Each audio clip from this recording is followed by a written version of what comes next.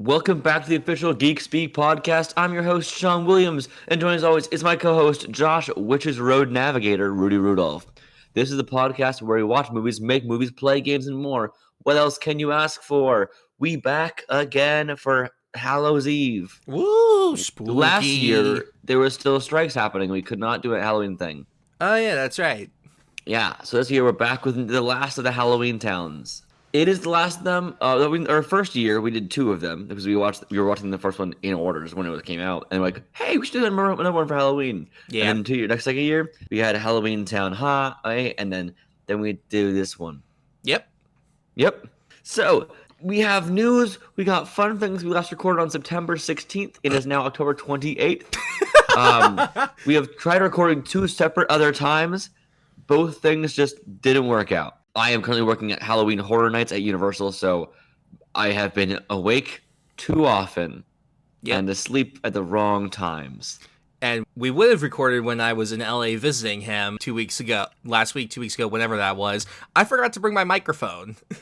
We could have probably done it, but also we had very limited time, and I figured we might as well make use of it in Los Angeles because it was the first time ever across the country here. So that was fun. Josh got a taste of this fun Hollywood life. We went to the Academy Museum. We did fun things. We got our Oscars. Hell yeah. That thing was heavy.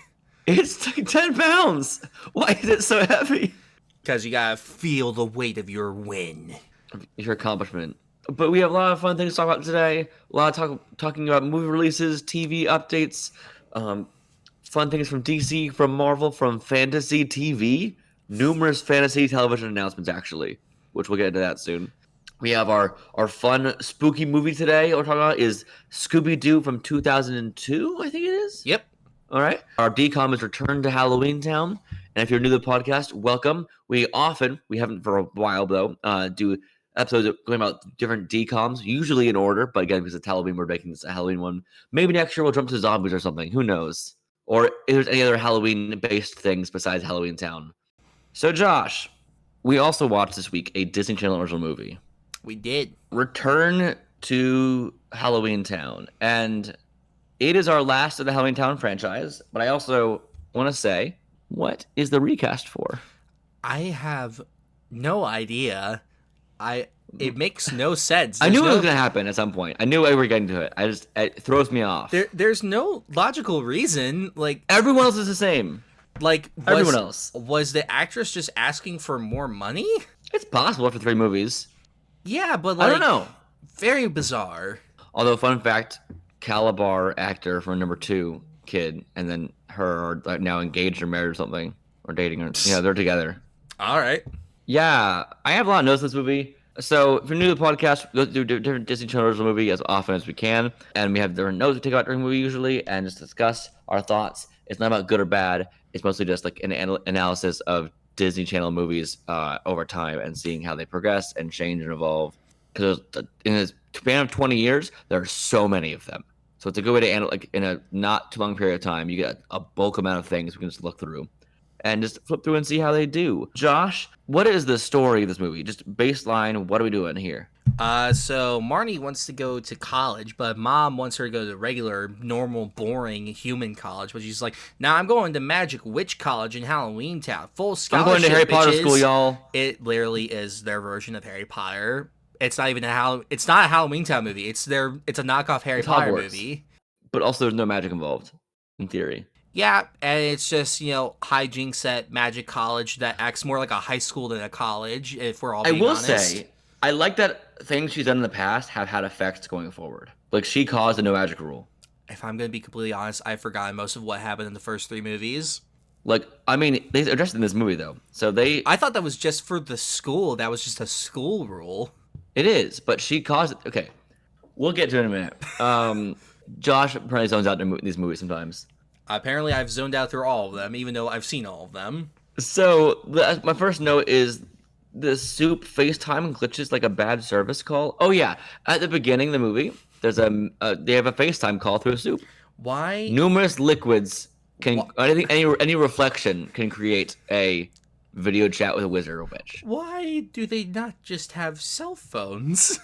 Why do they not have mirrors? Why do they use toilets and sinks? I guess the only reason is that I doubt Halloween Town has cell towers. I get that's probably the reason, but it's just like, do you really need to stare into a No, because cell toilet phones bowl? work sometimes. Remember? They use cell phones in Halloween Town. I don't. Okay, then this is just Like the dumb. brother at some point used a cell phone. Look, this gives us the great joke of the mom selling a house and talking to her daughter through the toilet while people are watching her. There are some genuinely good jokes in this, and that was one of them. But the soup thing was funny. Like, it's this weird choice. But I'll address something about the magic thing. So she goes to school. It's a new college. It's WU. The initials are literally woo for the university. It's a witch university, not WHICH, WITCH. And they have a rule at the school of no magic. And that is because in Halloween Town High, or yes, Marnie made a choice. Or sorry, Halloween Town 2, Calabar's Revenge. Marnie opened a fucking portal and said, we can cross over back and forth. And then Halloween Town High followed up to that by saying, we can try going to school together. And then this one was like, okay, because the portal is open, we now have too many people from our witch university who would be witches going here, going to school in the mortal world. And now because of that, we need new students here. So we're now opening up to non-witches, including other races like genies and stuff, and trolls and goblins at this school. And with that, they also realized, well, they can't do magic, so we have to ban magic to make it an even playing field. So Marnie's thing she did 2 movies ago, or a movie ago, has an actual effect on this movie's plot, which I think is actually a good thing for these series to have. Like I said, just being all standalone things like that. Yeah, because at first, like, when they said that, I was just like, well, that makes things boring. Why do they have that rule? Then they actually explained it. I'm just like, oh, okay. Yeah, so yeah, Marnie caused their rule, and like I'm actually glad that things she's done in past makes like it reminded me of Korra dealing with this opening, connecting the spirit world and the real world, and saying, well, fuck, now there's vines everywhere. I gotta deal with this shit. But if it isn't the consequences of my own actions, and that was like a really good thing in this movie to me. There are 2 pop culture references, both of which made me think, why are you saying this? One of which was like, with all that power, you gotta be more responsible. It's like, you got that from Spider-Man. I'm like, yeah, you're right. And the other one was about a Star Wars reference. Like, of course I know him. He's me, with that reference about Star Wars, which I think also was well done too. I love later on when they're exploring their ancestors' home and they find it's just like, look, little Cromwell women, Cromwell's Inferno. I'm just like, are these just the same versions of these stories, but instead like they're just witches now? Because I find the idea of doing Little Women, but they're witches, very funny. And Dante's Inferno, but witches. Like, what does witch hell look like? Is it the same as regular hell, or is there something different about it? They wear hats, pointy hats. I have a lot of notes here, so I'm gonna say right here. There's a line in the beginning. Also, there's just something crazy about this movie. Her mom is like, apply to other colleges, and she's like, no, I'm going to school right now. What happened there? It was her mom saying you should. It felt so casual. If you should just apply to other schools, like I want you to go to these schools. And she's like, no. And not only did I apply to which university, I got a scholarship. I got in. I'm leaving right now. What was the vibe? Was that confusing to you too? No, I took it as like that they already knew this was happening, and she's kind of scolding her. So like, you should have done it this way, and like that could be better for you. Like that's how I took it. I thought she was like, I can't afford that. I thought the mom was finding out in the movie. I mean, it could have been too. Honestly, I don't know.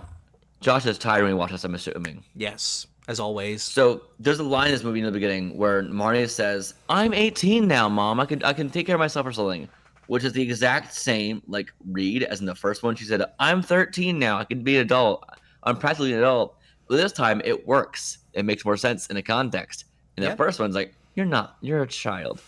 And I thought it was very funny that she's using the same line. I hope she uses it at every age. I'm 13 now. I'm 14 now. And every time it gets a little bit better.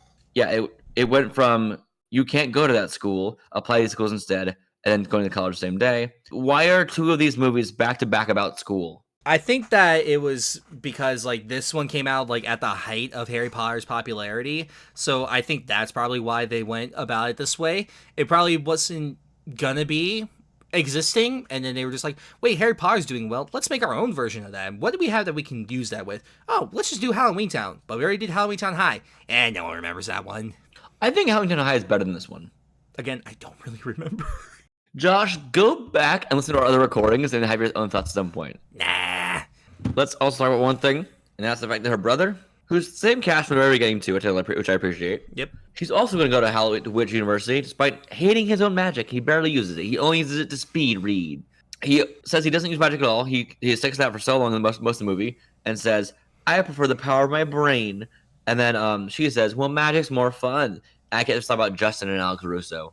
Yep. Well, I feel like that's the same vibe they're going with here, and it's like the temple they're using for that to build off of from original Halloween Town to make a show off of. And I think it does work. But I have one thing to say, and that's the original movie, the very first one.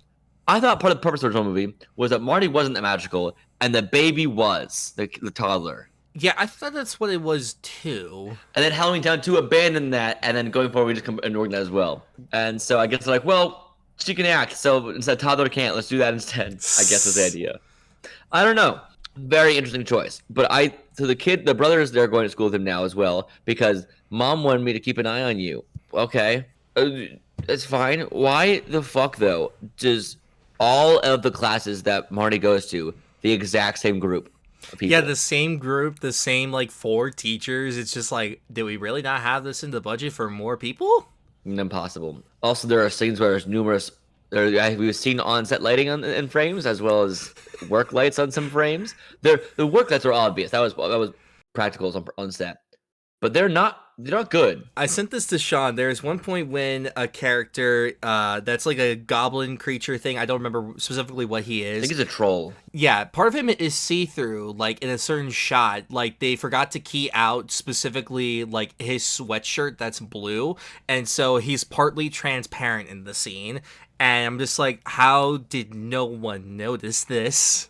I will say the lights you saw in the background made me think of it could have been a problem of it being cropped, and we saw a widescreen the full thing. Unsure of that. I don't know. This is shot in HD, and this is not cropped weirdly at all. It's one of the few ones that we've seen that was just like, oh, good. This looks normal. Thank God. I did also write originally as a wild dorm for her first year, but that also gets explained. Yeah. Because she's part of a problem. They wanted her to be there, whatever. That makes sense. But imagine our dorm being like that gigantic room, Josh. That would be also, nice. her RA is a genie. How does that work? Because I thought genies were cursed to be trapped in their bottles. But she can roam freely. You don't know enough of Disney Aladdin logic. That's the only logic I've ever seen used in anything else when it involves genies. Well, this gives us a new set of rules to look at. There are no rules. And she also can do Accio to anything, just bring it to her lamp, apparently. Because she stole a lock at one point, or the magic gift or something, and just yeet into my lamp. They can't get to it. Which was crazy. She can just grab anything from far away and make it. And she also just teleported Marty there, too, numerous times. What are your powers? How does magic work in this world still? It does whatever the writers want it to do. Fair enough. There was one line right now I thought that's actually a really, really good line.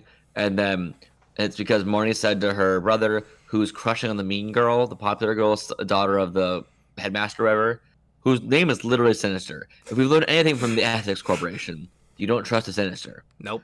But Marnie's like, please tell me you're not crushed on that. He says, into a fine powder, which I think is actually a baller line. I loved that. I love how horny this man gets over her after she speaks something in Latin to him. I'm just like, this man is down bad because she spoke Latin, and I think that's hilarious. Which also, I knew people like that in high school and college sometimes. Who were like, oh my god, she knows books? So that's pretty funny.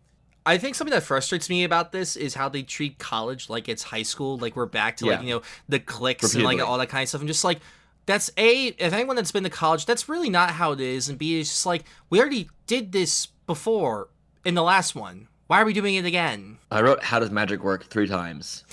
I also wrote on one of these, that poor grocery clerk who mom was just trauma dumping about her children, and then also, when she forgot her groceries, she magically left the thing there.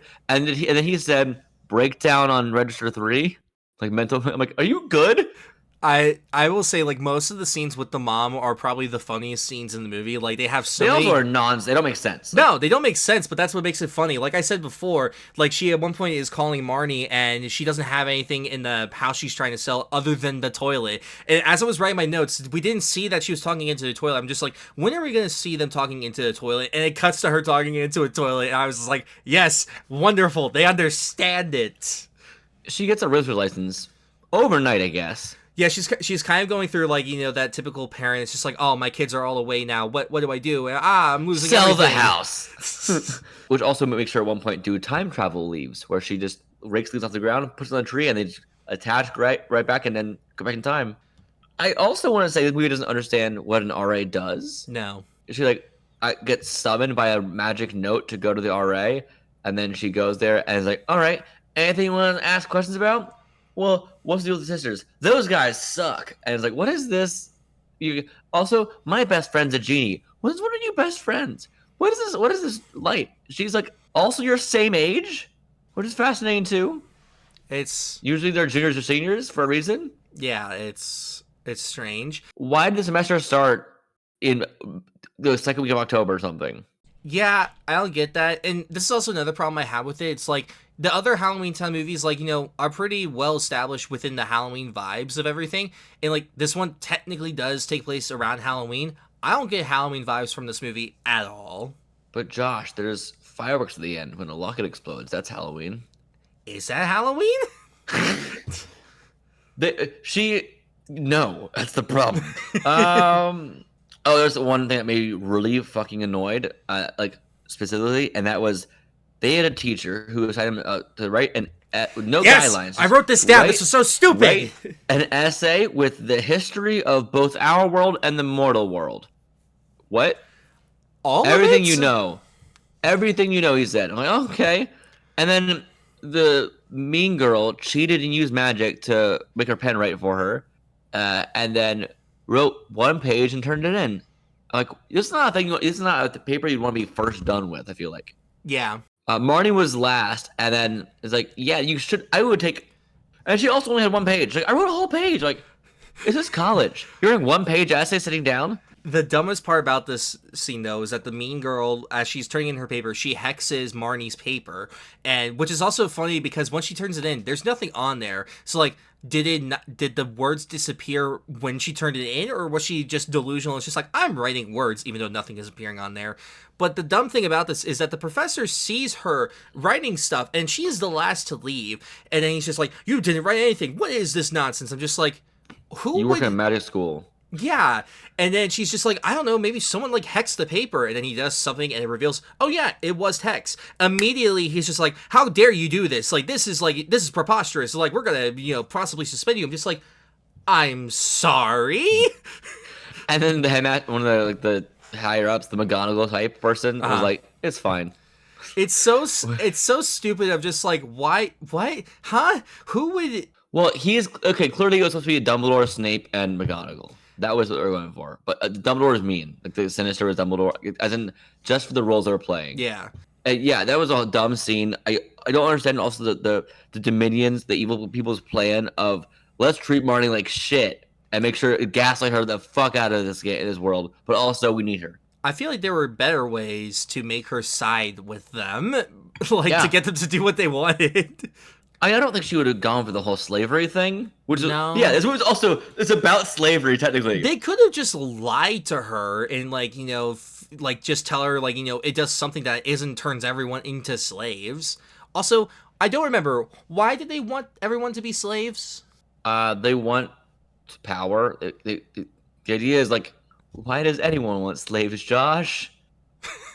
To rule. At this point, it just makes me wonder, it's just like, what is so special about Halloween Town that you want to just rule everything? How big is it? That's what I'm saying. I'm just like, they have this giant... We saw maps, so it's hard to tell with the scale of things. It's also funny, they had this giant-ass, Hogwarts-like castle, but everything else we've seen in the town is, normal, average, American town, in terms of scale and everything. It's very funny to me. They do use the line, he's right behind me, isn't he? Which I thought was very stupid. How does the excavating scene supposed to go down? I don't know. Because it's a giant pit to hell. And okay, look what I found. Oh, good job. What do you mean? You think you did not use magic just then? You think she went down there, found a skull, and came right back up with nothing? What is the plan?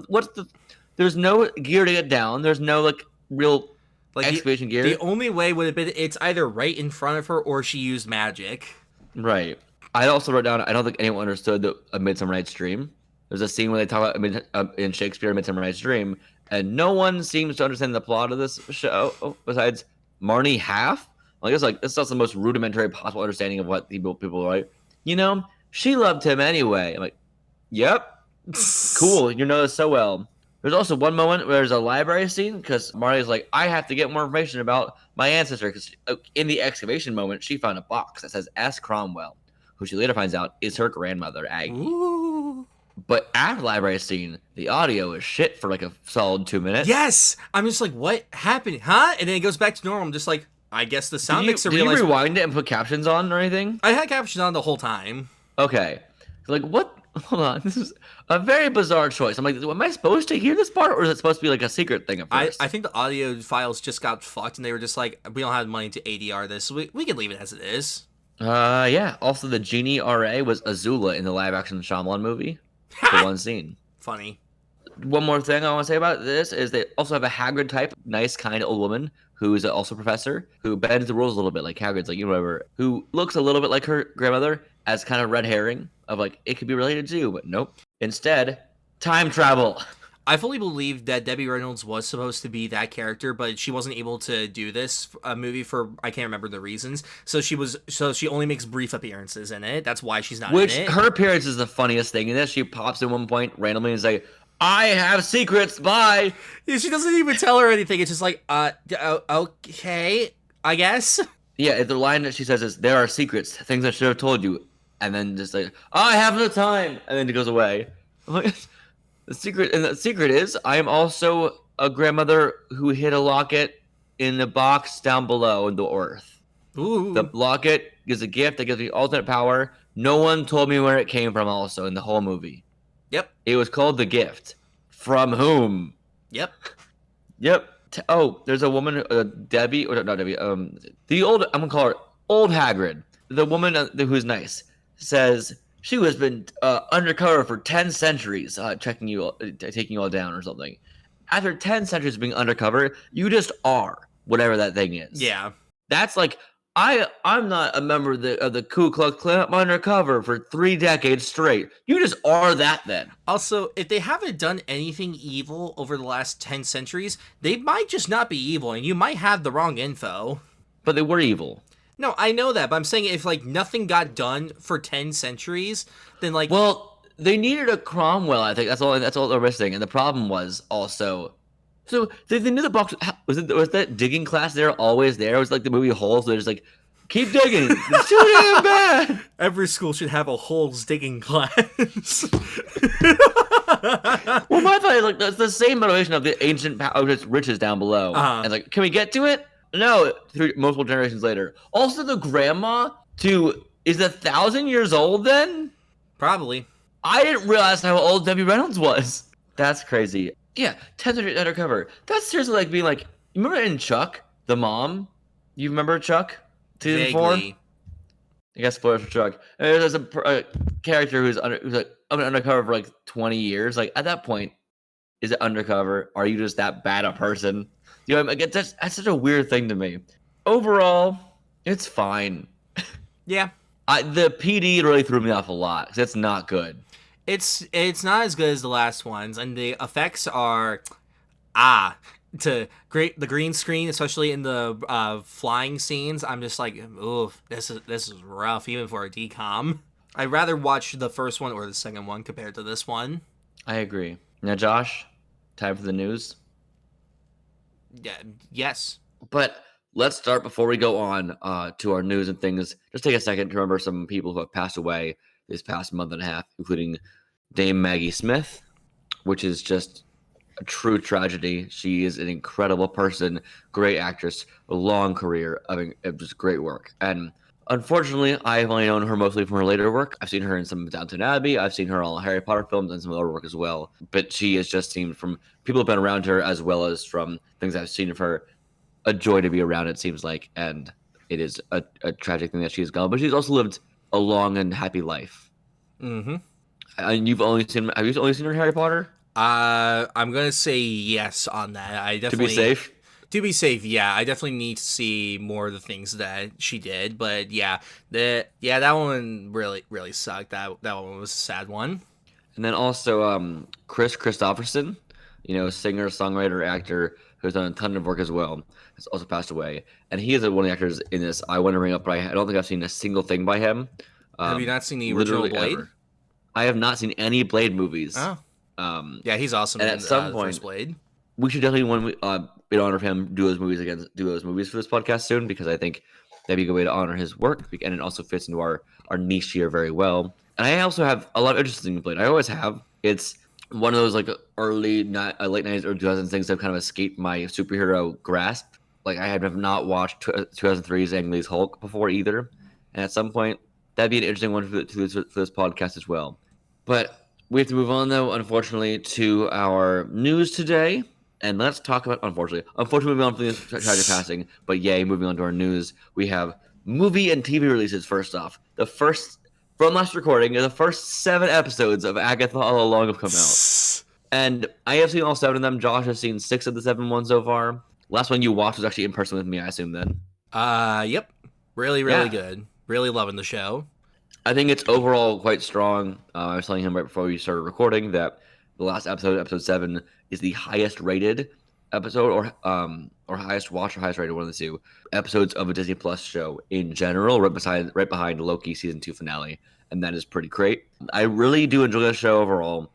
I wish it was a little gayer, and I think we're getting at that point. I saw a report that says that we do have a kiss from 2 female characters as well, who are very heavily implied to have had some past in the show.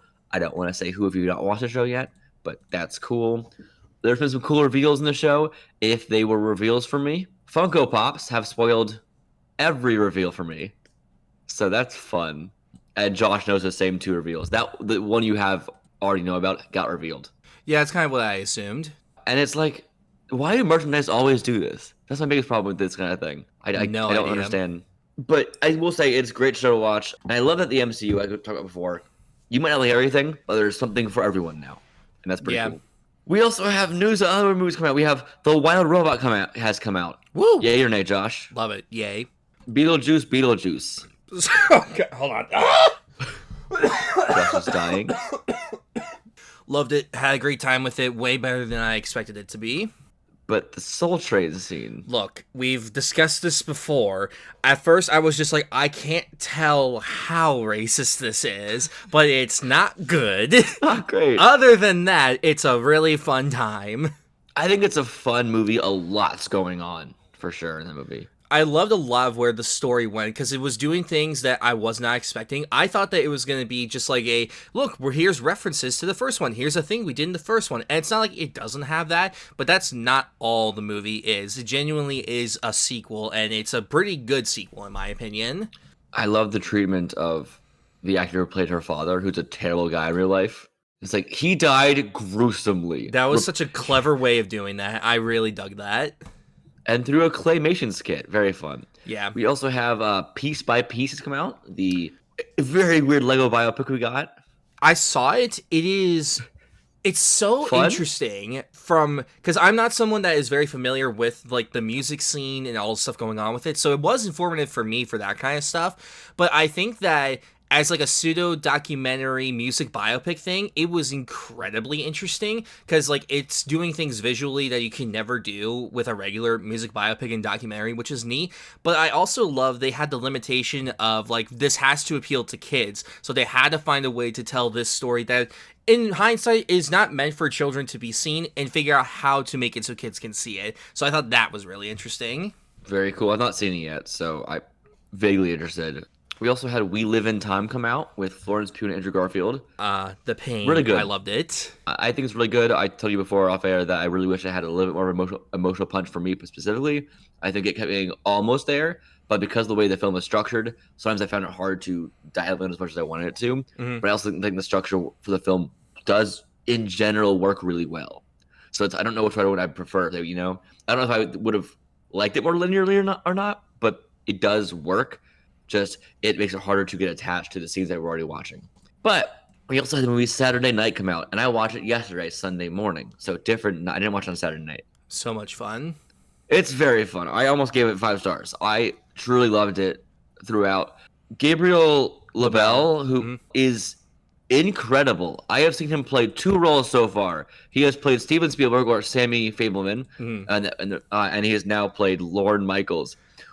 He's played other roles now, but those two back to back from watching, he is so good at playing the stressed out young artist who is just dealing with so much stuff. He's so good at it, but I also this year saw him in the movie Snack Shack where he's playing a 15-year-old, and it's very funny for me to see him go from playing a 15-year-old to an almost 30-year-old, and he plays both of them brilliantly. He is one of the best actors working today, and I cannot wait to see what he does next. I always just think about that. There's that monologue in Fableman's where he's just like talking to his bully after the whole like video scene in the hallway. So good, and his monologue is so powerful. He's such a great actor, and he's a force in this movie. Also, actor Matt Woods, I think his name is, who played John Belushi. Oh, he's fantastic. Cast him as Wolverine. Cast him as Wolverine immediately. 1,000%. Right height, right attitude, right look. I would not be. There wouldn't be short jokes, I don't feel like, made about him if he was literally just being Logan. He would be so good. And Lamorne Morris, who was Winston in New Girl, also in this as Garrett Morris. So great. Yeah. Like, who am I? Why do you need me? Funny enough, he played his dad in this movie, which I thought was a very cool thing for those that didn't know. Very, very good. Also, fun fact, Garrett Morris was once did a sketch where he played Ant-Man on SNL, the first ever appearance of Ant-Man on screen. I did not know that was him. We also had, I've not seen it yet, but I know you've seen it so far, Venom: The Last Dance. I had so much fun with this movie. I still think Let There Be Carnage is the best of the series, but I think this one, surprisingly, like, is a very fitting end to this trilogy. Doesn't he have a rap career or something now? A rap career? That's what I watched a tweet saying he has a rap career in this movie. Not that I can recall, no. There is a dance sequence in this, though, and that's all I will say. I will see this probably tonight, honestly. So I'm very excited to watch it. It is a blast. We also had Smile 2, which you've not seen the first Smile movie. Not yet. Yeah, Smile 2, I think, is a decent sequel. I can't say too much because Josh hasn't seen the first one, so I can't talk about the second one, really. But I think overall, Naomi Scott is incredible, and that's the best driving force in the movie. Also, the production design is amazing. Yeah, I've heard really good things about it. Everything design-wise for the movie really helps it a lot. I think it's hard to do more of this story, but I think they do a good job with it. I do think they should do a third and close this out, actually, at this point. Megalopolis happened, and it's still out, but coming to digital soon. And I have 2 quick things about this I want to say before we go on. It opened with a $4 million domestic opening on a budget of $120 million. And it's one of the worst openings for a big budget film literally ever. And on top of that, in its second weekend, it had a 75% drop off in income, meaning it went down to $1 million, which is the craziest thing. Doesn't surprise me, though. Like, I've seen it twice now. I absolutely love it, both for the right reasons and for the wrong reasons. You cannot deny Coppola went out swinging hard. There are times it worked really well, and times it's very, very funny, not intentionally. Entitles me. Yes. I just see like 5 or 10 random clips on Twitter, and I love all of them. Also, why does someone not break into your home on the DVD release or whatever to talk about the one scene you talk to the screen? So what he's referencing, for those that don't know, Coppola originally intended, there's one scene, like, after, like, a satellite crash into New York, Adam Driver's character is doing a press conference, and Coppola intended for every showing of this to have someone in there to stand in front of the screen with a microphone asking questions to Adam Driver's character, scripted. And I was not aware of this, so I saw this at an early screening, and I got very concerned when the lights kind of went up a bit. I see a guy bolt down to the front of the screen and grab a microphone and stand there. I'm the only one that's looking concerned. I'm like, what the hell is going on? The person didn't say anything, though. They used the audio from the movie. So I was just like, what the fuck is happening? And then I find out, oh, that was intentional. I'm just like, oh, fascinating. And then when I saw it again at home, they still kept because they shrunk down the screen for the IMAX screening to be more, I guess, closer in person. They still did that for the regular versions. So it's just shrunken down for no reason. It's hilarious.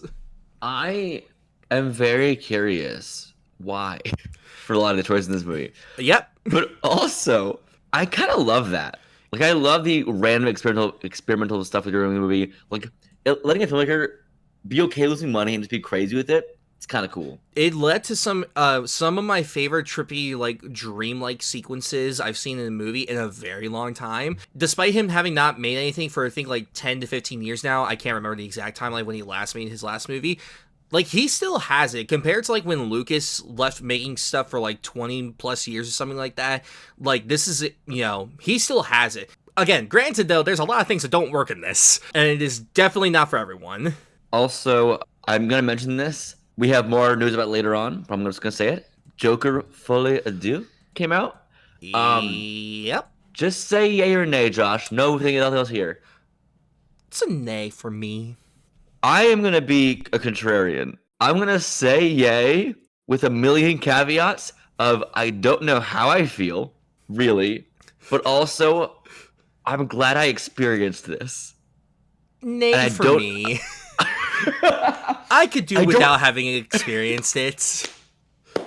But Josh, you're the Joker. There's not a we'll talk about this later, but I'll just say there's not a thing that I took away from this. I'm happy I saw that. Woo! Trailer time! Last of Us 2 teaser. What do you think? Yay or nay? I tweeted about this when it came out. It is the first time like a trailer has made me cry from like how perfectly like it like gets everything, like the vibes of it, and just seeing it, my favorite game, come to life the way it has. For those of you who are new or do not know, Josh loves Last of Us 2, the game as well. People don't always love that game, but Josh loves that game so much. It is my favorite game of all time. It is just absolutely incredible. This trailer is all I need. I mean, I didn't need any marketing, but like this is all I need for it to get me excited. You would have watched anyway. Oh, 1000%. I was not going to need marketing. I just need a release date and be like, bam, I'm there. Sure. I don't have a strong attachment. I love the first season. That's all I have to say. But you have a PS5 now, so now you can play the games. Alternatively, I stay the control group and go in blind.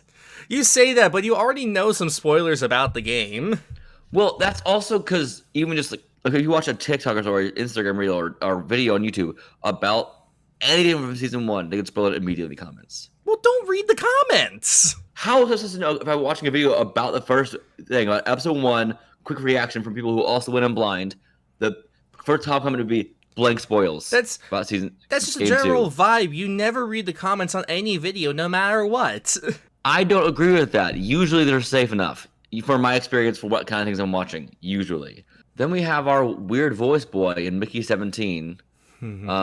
This trailer is fun and confusing. Why is he making that voice? Why does he sound like that? Why does Robert Pattinson keep doing silly voices? Why are you questioning why he does silly voices? Just accept I love it. It's beautiful. Oh, I have. It is beautiful.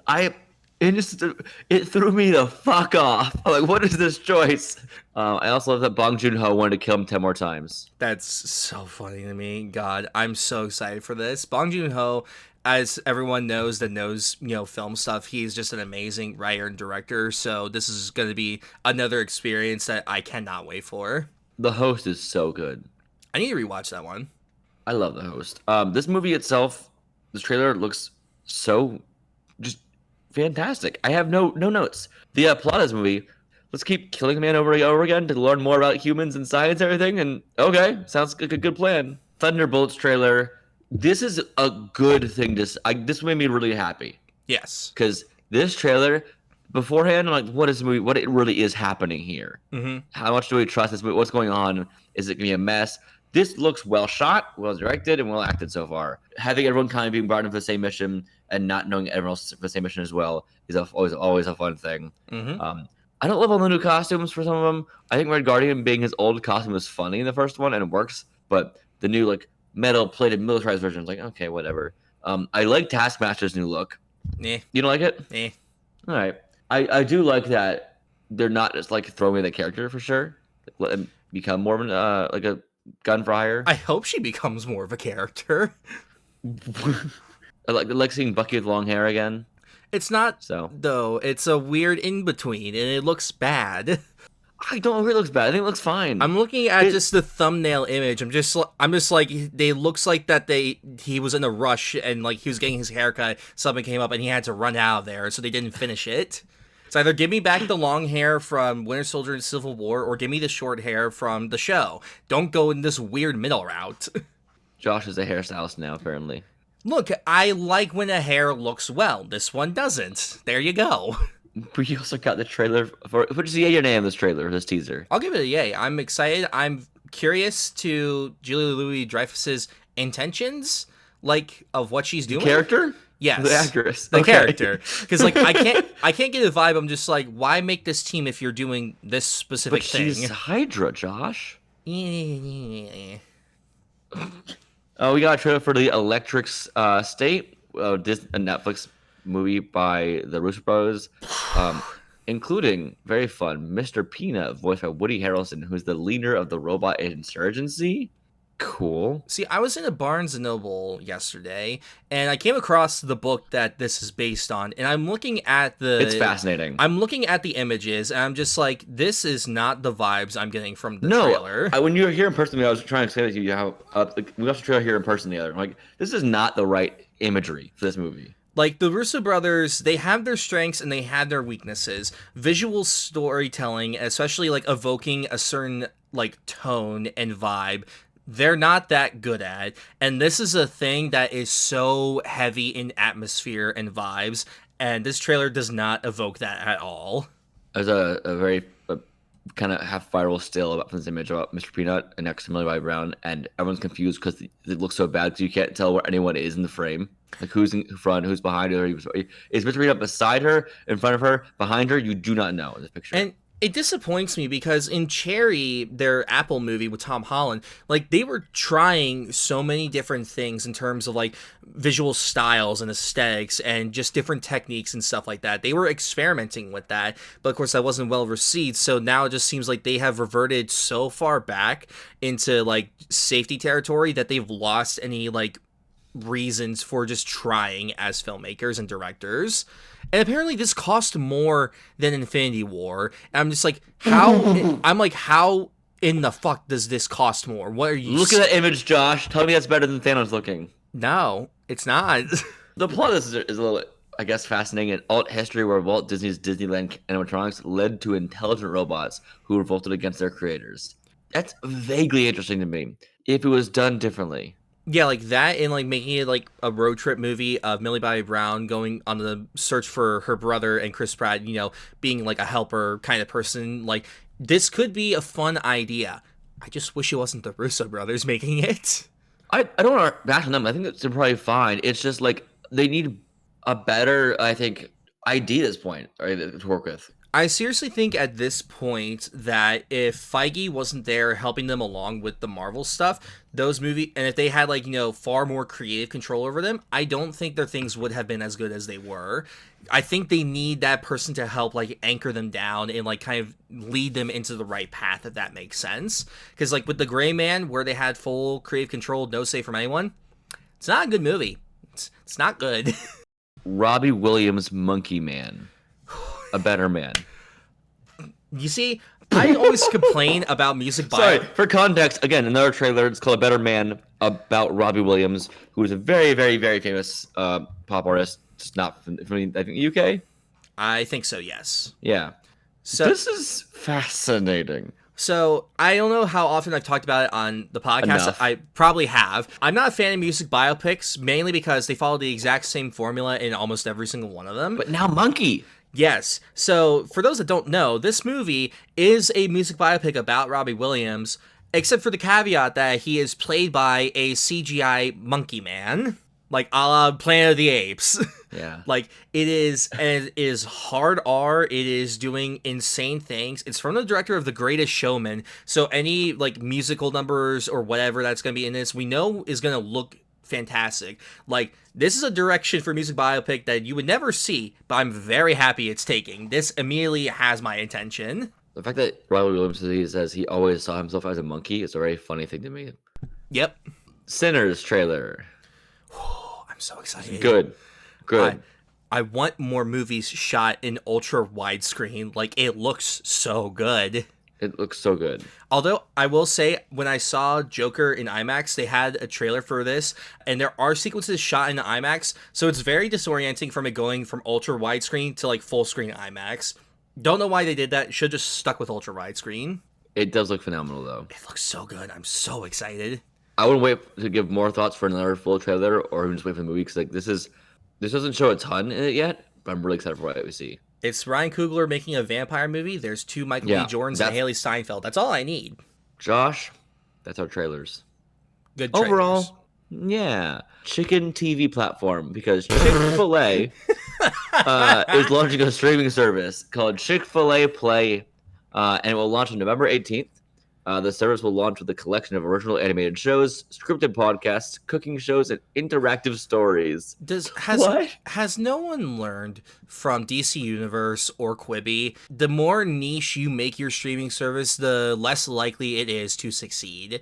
No one's going to go to a Chick-fil-A streaming service to watch anything. Nay. Bad idea. Do you know Jim Cameron? Big Jimmy Boy, Space Whale Boy. Space Whale Boy. Yeah. He betrayed us. I fucking hate this man. So he has joined the board for directors of Stability AI. He says, I was at the forefront of CGI over 3 decades ago, and I've stayed on the cutting edge since. Now the intersection of generative AI and CGI image creation is the next wave. You see, this either reads to me as like he just wants the money and he doesn't give a shit, which is very likely, or he's a bigger idiot than we thought that he was, and he genuinely thinks that this is like a good thing for visual effects. Like that, oh no, this isn't going to replace it. Like this is going to be used as a tool. I'm like, why do people keep thinking this? No, they want it to replace them so they don't have to pay anyone. Nay.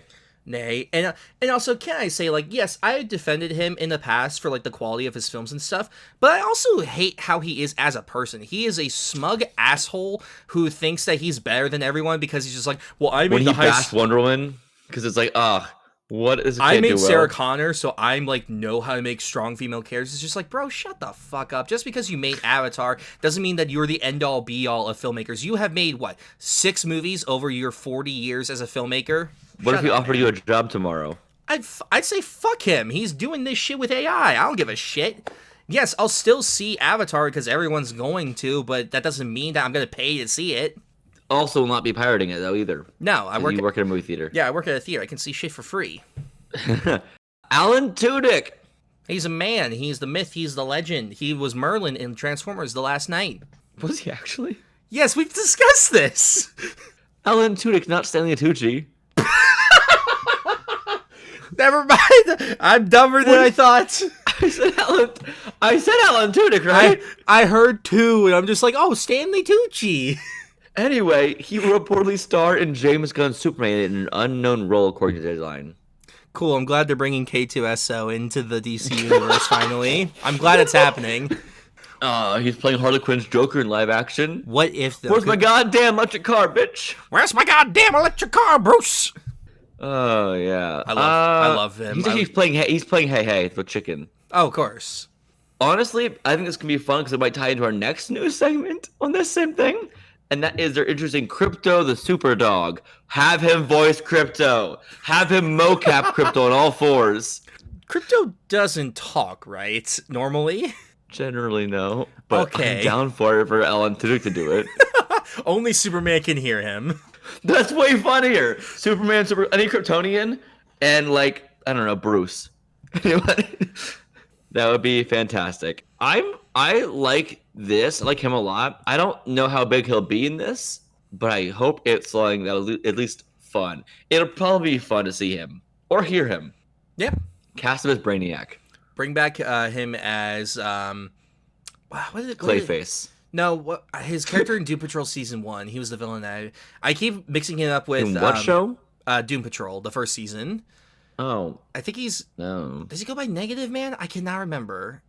Never mind. I can't remember. But he was a lot of fun in that. Bring back his character from that. Have him play the chicken. Bring Hey Hey in the DC universe. This is a slight, I guess, controversy on Twitter or TikTok, whatever. Ooh. About Crypto Superdog. About the dog existing? The dog breed. I don't give a shit. People are pissed the fuck off at the dog breed being a scruffy dog. instead of I've like. just seen Dude Bros mad that Crypto is existing in this because that's not cool. That's not what Superman would do. Did you see the picture of people tweeting about Zack Snyder Superman? It's Crypto. It's a German Shepherd all painted all white with 2 machine guns. I'm like, that is the best thing I've seen all day. You know what? That's fair. He made Jimmy Olsen a CIA agent and shot down in one scene, the first scene he's in. To be fair, though, I think the Titans Crypto would be more in line with Zack Snyder's because he murdered several people in that show. Well, Titans like crypto dog breeds people would kind of expect, like either a lab or a golden retriever or something that's like the American dog breed, kind of thing, or like a terrier. But the kind of scruffy farm dog vibe they're going with here makes sense for a pet dog. I don't know if Crypto is going to be an actual super dog in this or not. I have no idea.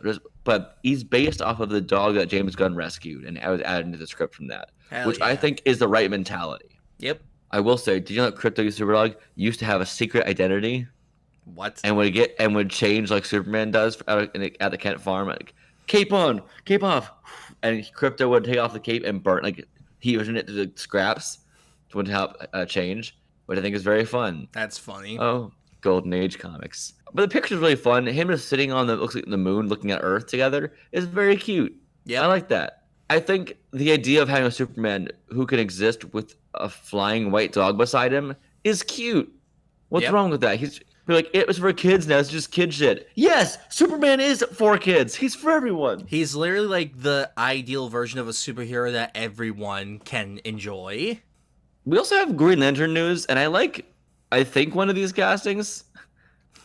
Look, I discussed last episode how I felt about the idea of Josh Brolin being Hal Jordan, and that's still a no from me. And he did confirm he was in the talks. That's true. He did reject it, and I wanted Chris Pine, who was on the short list, to get it. He did not. Someone who was not on their list they put out at all got the role, and it's Kyle Chandler from Friday Night Lights, as well as about Brooklyn Nine-Nine for a bit. He was not Brooklyn Nine-Nine. Am I going crazy right now? Yes. You're right. I'm thinking of something. Correct. I also haven't slept. Good of it there. Look, man. He is in Game Night, though. Yep. And First Man, and Super Pumped, and Slumberland, Mayor of Kingstown, Godzilla vs. Kong. That's where my head was going. I don't watch Brooklyn Nine-Nine. I don't know. Brooklyn Nine-Nine, Godzilla, they're the same thing. But he played sad divorced dad in that movie, and I didn't love him in that, but also that part is bad. Yep. So I can't fault him for that really. I think he's a fine actor. He's a weird choice for Hal Jordan.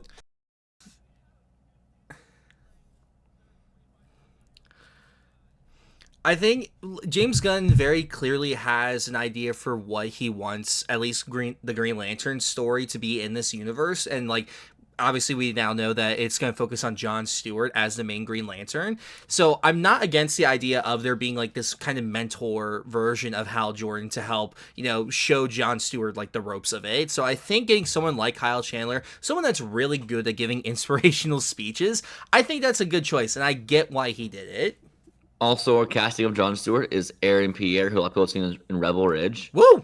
I haven't seen Aaron Pierre yet in anything. I want to. I do want to mention there's a lot of like a big problem with colorism in Hollywood. I'm clearly a very white man. I'm not going to talk on the idea of how I'm too pale to have any stake in this to understand it. I am trying to amplify voices of people in communities. And it's like I'm repeating what I've already been said, and it's true. Colorism is a problem in Hollywood. That is like factually true at this point. Yep. And Neil Gaiman, when creating the character of Jon Stewart, wanted him to be a very, very dark-skinned person. Neil Gaiman created him? Fuck no. Sorry. Neil Adams. I knew Neil Gaiman did like the Sandman. God, Neil Gaiman is not the person I was thinking of. I'm thinking of Neil Adams, very different person. Comic book creator who wrote a lot of great Batman stories and stuff as well. But no, God, too many Neils in the world. I feel like there's a few Neils in the world. Too few? I think need more Neils. There we go. You're right. Problem solved. So, but Neil Adams created him to be a very dark-skinned character, very purposefully, and like made a point saying that when doing this, he wanted to create a character who was like like people he knew in real life who tended to be more dark. Most black people he knew at the time, and that was a very intentional choice. And DC at the time wanted to keep lightening up his tone, and he kept saying no. So I think the idea of casting someone who's a little lighter for the role is something that is a controversial topic right now, but also like for a lot of people in the black community. But again, I am not judging on that at all. I'm trying to say that it's something that has been discussed. Don't come at me. I am the white man who has no opinion on this really at all. I think he's a good actor, and I'm excited to see what he does to the role. I do think he looks like the character, besides being he's not like that dark besides that. But I think the funniest thing that happened after the casting was the Snyder Bros being like, Snyder got this right, and like we all don't talk about it. It's just like the man took a picture of him. We didn't see anything. It's like, what do you mean he got it perfectly? Like, yeah, the dude looks like him. We don't know a thing about it. Stuff like that is very funny to me with the Snyder cult. I do think it's fascinating. I think he's going to go with the Justice League cartoon lineup for the league at this point. So we already have Hawkgirl, we have Jon Stewart as a main lantern, we have a youngish Superman too. Like this seems like it'll be the same kind of lineup as that, those 7, which is a little sad because I want to see Aquaman on screen, but also not Jason Momoa Aquaman. I want to see short blonde hair, the pretty boy Aquaman who's always underestimated and stuff, not my man all the time. That's one of those castings that I'm very curious to see how they'll change it up, because like Jason Momoa right now is very synonymous with Aquaman, so I'm very curious to see what they'll do to like switch that up. They won't have Aquaman for a long time, I don't think. No, because like I think they're going to do the original 7 lineup from the Justice League cartoon. Aquaman's only in the Justice League Unlimited show, not in the original show, and he's in it very little. Like I don't think they're going to use him, but I stand to be corrected. I mean, I'd love to be. We're having Blue Beetle. Like, that's cool, and a Booster Gold potentially, so that's cool. I mean, yeah, you never know what's gonna happen. We're having Creature Commandos as a first DC thing, so you never know. So you like the Aaron Pierre in Rebel Ridge, right? Yeah, he was very, very good. I'm very excited to see what he'll be like as Jon Stewart. The next thing you will see him in, though, is he is voicing Mufasa in the Mufasa movie. Good to know. That threw me off, though. I did not expect to hear out of anything in my life to hear him be Mufasa. Cool. I do really. Do you know much about Jon Stewart? Like his. Nope. Okay, he's an architect. Oh, neat. So all his constructs hold together really well. Fair. He plans it out as he's building it, which is really fun. Even small things like how you can see like the actual inner workings usually. I think it's really cool. But I'm really excited to see this movie or the show. It's really another thing about this Lantern show that's throwing me the fuck off. Why is it on Earth? Why is it like, who cares about the middle heartland of America, true crime or who cares? This is the most cosmic shit you could possibly have. It's like, you know what's gonna be more fun? Farms. Like what? Like I've been saying since like he started this stuff, I believe that James Gunn's doing this stuff for a specific reason, and like he's not doing. Yeah, but set it on an alien fucking planet. I'll give it the benefit of the doubt, and I'll keep my mind open until the thing itself comes out, and then I will rightfully either be praising it or screaming to the heavens why. You also aren't attached to lanterns at all. I'm attached to very few things from DC because all they've given me over the last 10 years is Batman stuff. Batman. Yeah, it's like out of everyone possible in DC to use for the American heartland, doing a true detective style show, it shouldn't be the Lanterns. They're your most like that's different cosmic thing possible. Different isn't always a good thing. It could be intriguing though. I'm intrigued. Intriguing, sure. I'm intrigued. I'm confused, and like, okay, maybe use any of your land hero characters. Any of your Earth heroes. Any one of them. Use your land characters. Use your sea characters. Swaybox making a Robin thing. Oh, I had to think for a second of who the fuck is Swaybox? They're making a DC universe is making another offshoot universe thing. This one looks really cool though. Robin's origin story animated movie following Dick Grayson and Jason Todd as orphan thieves who call themselves the dynamic duo. This is completely OC. There's nothing comic book based in this so far. Produced by Matt Reeves and James Gunn, not set in Reeves' DC universe, but also not set in the DCU. It will be a cross between animation and CGI animation, stop motion, and live action real time performances. There's puppetry to it. It's really cool. Like, look up the videos, like, showing this studio's process of this stuff. It is wild. I'm very excited to see what the final product of this is like. They did a tech demo of them doing a scene from the Iron Giant, and it's really cool. And that's even before they do the animation on top. Mm-hmm. Now, I don't know what the fuck this story could possibly be, because Jason and Dick wouldn't have met as orphans. Jason, had parents. If there's one thing I've expected from DC at this point is to do weird things with Batman's origin. Like, I've been playing the Batman Arkham VR game that came out recently, and it's in this, even though it's still part of the Arkham universe, it says that Bruce and Harvey grew up together in the orphanage after Bruce's parents died. I'm like, to my knowledge, that hasn't been done before, so that's an interesting choice. No, but him and Harvey were good friends for their whole life, pretty much. Oh, neat. But they weren't in orphanage together. That's different. In an orphanage together. But I will say, the one orphan one, the orphan place, the orphan Look, it's Gotham. I wouldn't be surprised if there was only one. I want the Robins to have some proper origin on screen just one time, please.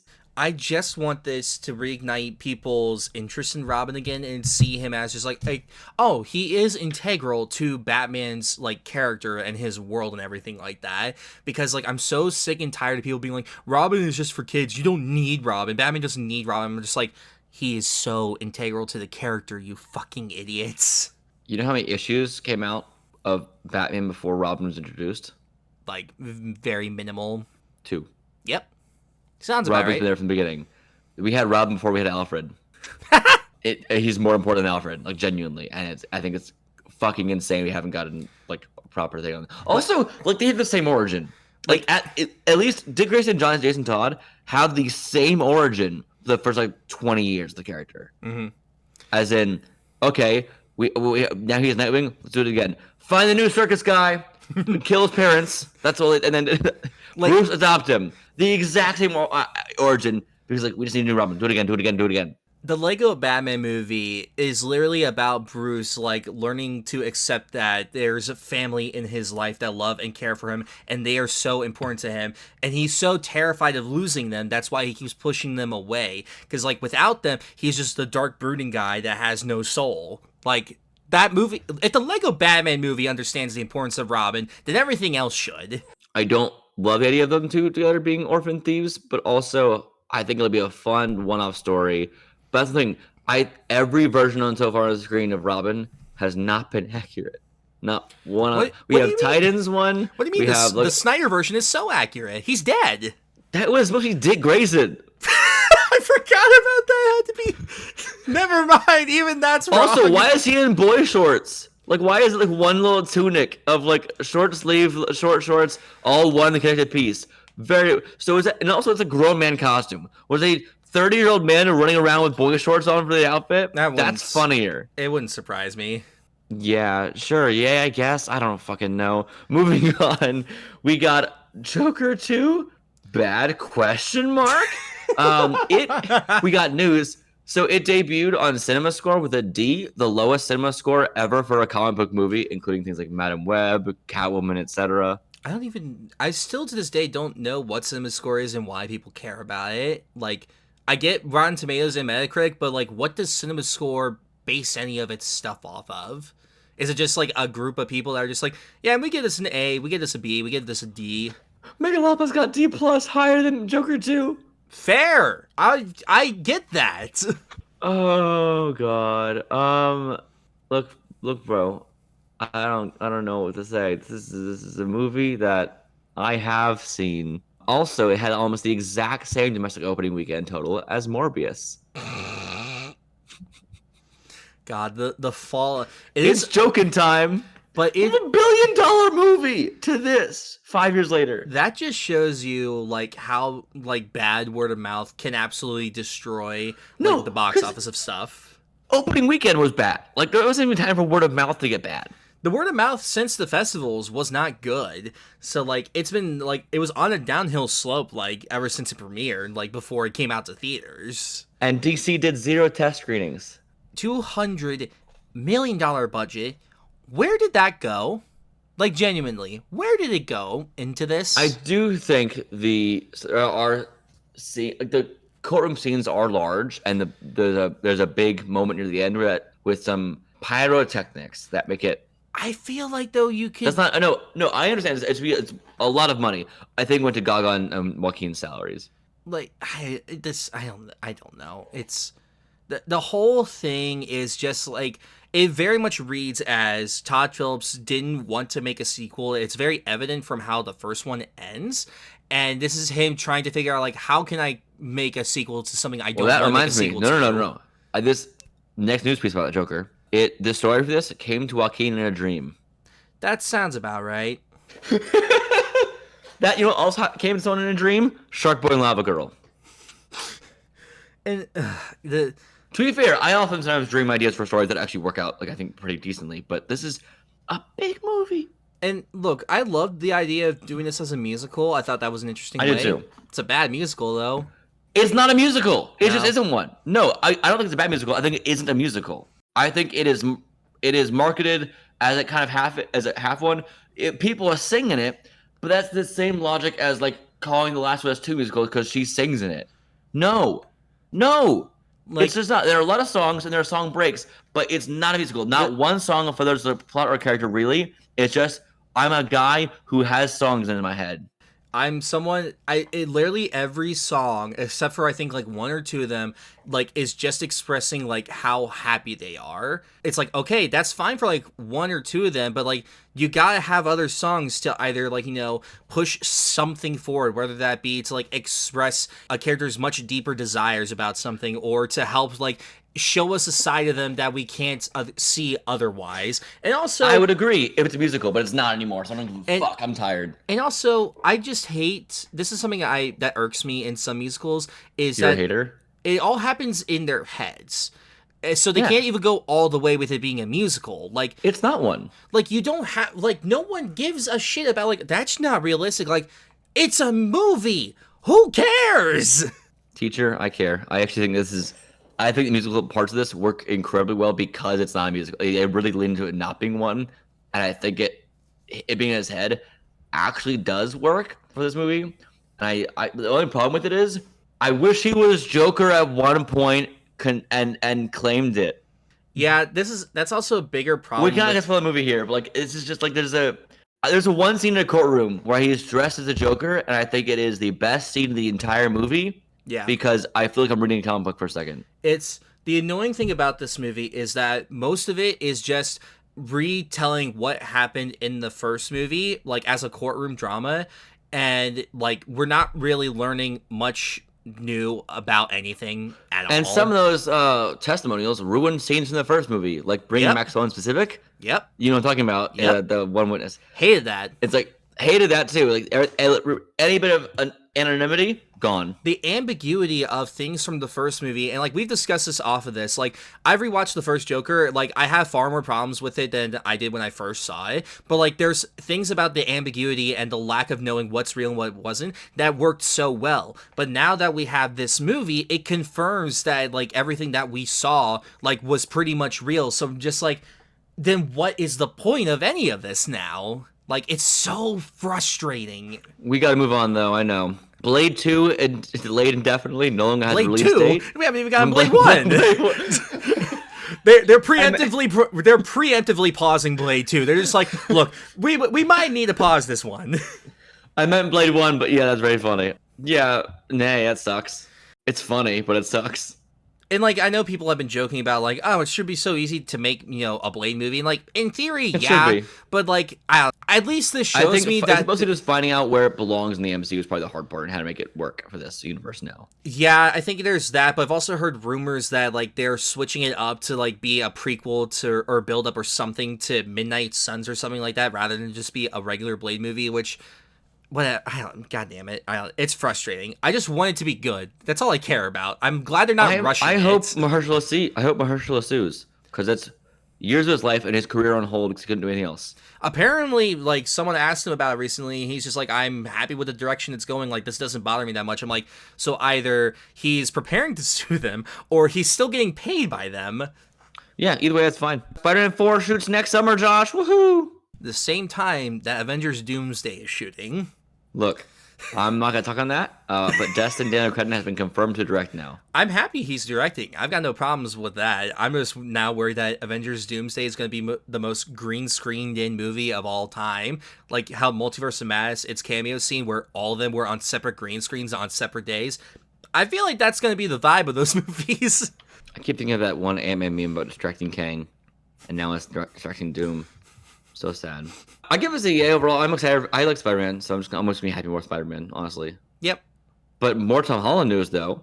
He's working with another boy, Tom Holland is working with Christopher Nolan on his next movie, starring in it alongside Matt Damon, and it'll come out in theaters July 17th, 2026, and it's a period horror about vampires in the 1920s. Hell to the yes. Very excited for this. I'm Tom Holland playing a vampire. Look, little boy. I just want people to stop saying that Tom Holland is only does bad things and like all he has is Spider-Man. Like, no, he's done very good things that no one has seen. And I'm tired of acting like people saying that all he is Spider-Man. Chaos Walking. No, look, not everything. I'm not saying that he hasn't made some bad things, but like Cherry, The Devil All the Time, like he has done good things. Is Chaos Walking worth actually watching? Because I know it got changed so much while production happened and everything. No. Okay. No. I like this Ridley though. Like they're fine in it. It's just a directionless movie. Toph Beifong. Woo! Blind. yeah. Woo! I like the vibe. I have 2 pieces of news here. It looks like we got our first teaser, little clip teaser you saw before about her stomping the ground and things and making earthbending happen. People were like analyzing her feet on this clip, which is really weird. It's like, are they right? I'm like, who the fuck cares? What? I know the cost, like the cost of the bottom of the feet, like the costume piece, looks kind of cool. But the casting we have is Mia Chek, and that's pronounced Mia Chek. Is cast as Toph, who is currently like 19 years old or something like that. Let me see what's her Mia Chek age. 17 years old, playing a 12-year-old. Well, they're probably aging up the character. No, I know it's so upsetting. Actually, also she's like older than Gordon is. At least cast on the same age as Aang, which leads me to believe that it might do the fan theory thing of eventually having Sokka and Toph get together. That'd be interesting. I wouldn't hate it. No, I would maybe hate it, but I don't hate them those as a couple in general. Mm-hmm. But at that specific point in time. Yeah, will Suki be gone forever then? Like I like the one thing I liked about season 1 so far is their connection. So I don't know. I think and she also might just look younger and could potentially just play younger too. So I don't know. I mean, this season is being done by new showrunners compared to the first season, so I'm curious to see like what they're going to be doing in this season going forward. I just really hope that they do this season and the next one. Cave of Two Lovers again. No, you should. But I ruined it. I was thinking for some reason of the Great Divide, like in the same vein as that. I don't know why. Ignore me. I mean, the first season did Cave of Two Lovers with Sokka and Katara. That's not a joke. What? They don't address the love part of it. They just kind of just go through the cave and Secret Tunnel plays in like in an instrumental version. Yeah, I haven't gone that far yet. But it happens. Aang is nowhere to be found. Interesting. I like this casting. I'm confused, but I'm happy for her. Mm-hmm. That's cool. I think I would want someone younger playing the part because it would match at least Gordon's age for Aang. If they're gonna play contemporaries together, whatever. We got Wicked news. Numerous pieces of Wicked news, actually. Numerous.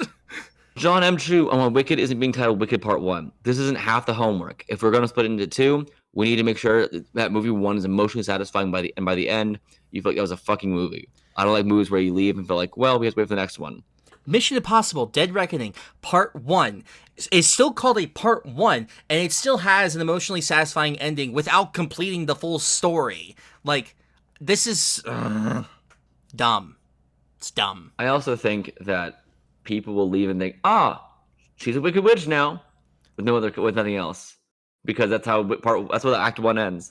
Unless they pull like a Dune Part 1 in like at the beginning of the movie, and they show the title and they put Part 1 and let people know like this is not the full thing.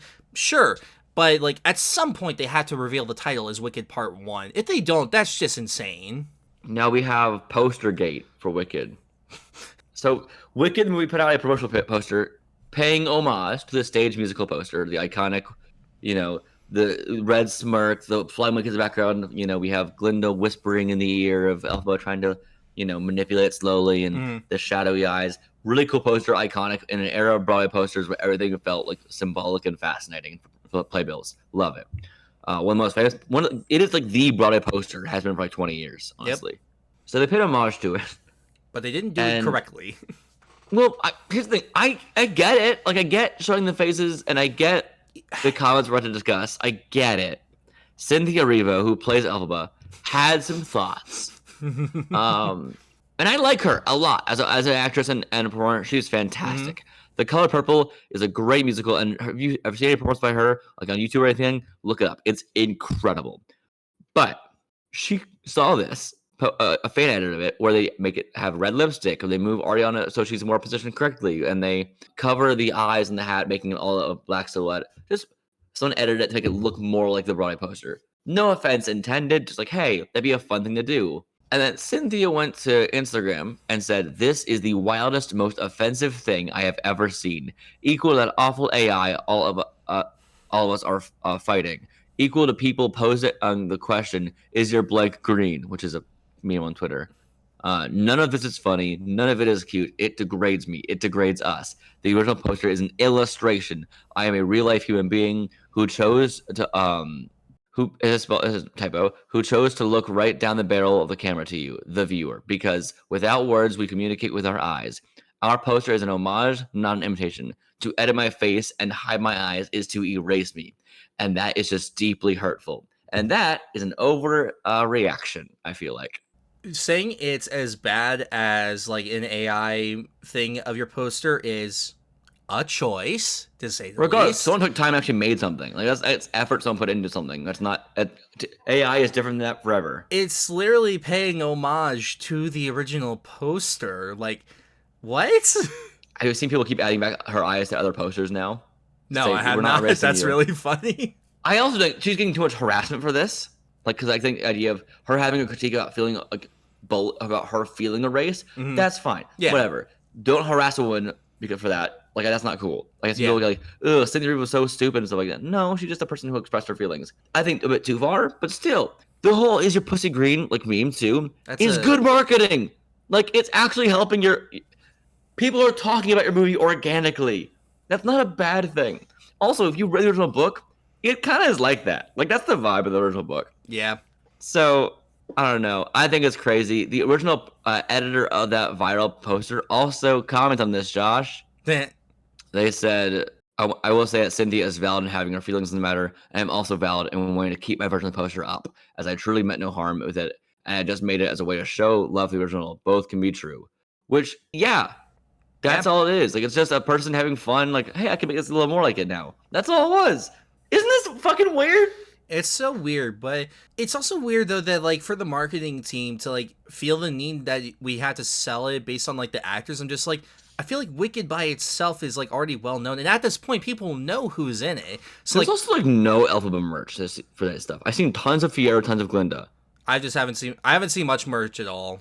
Oh, there's like I work at Universal and I walked like by one of the there's a whole Wicked pop-up merch area. There's not a single Elphaba toy, only Glinda and Fiero.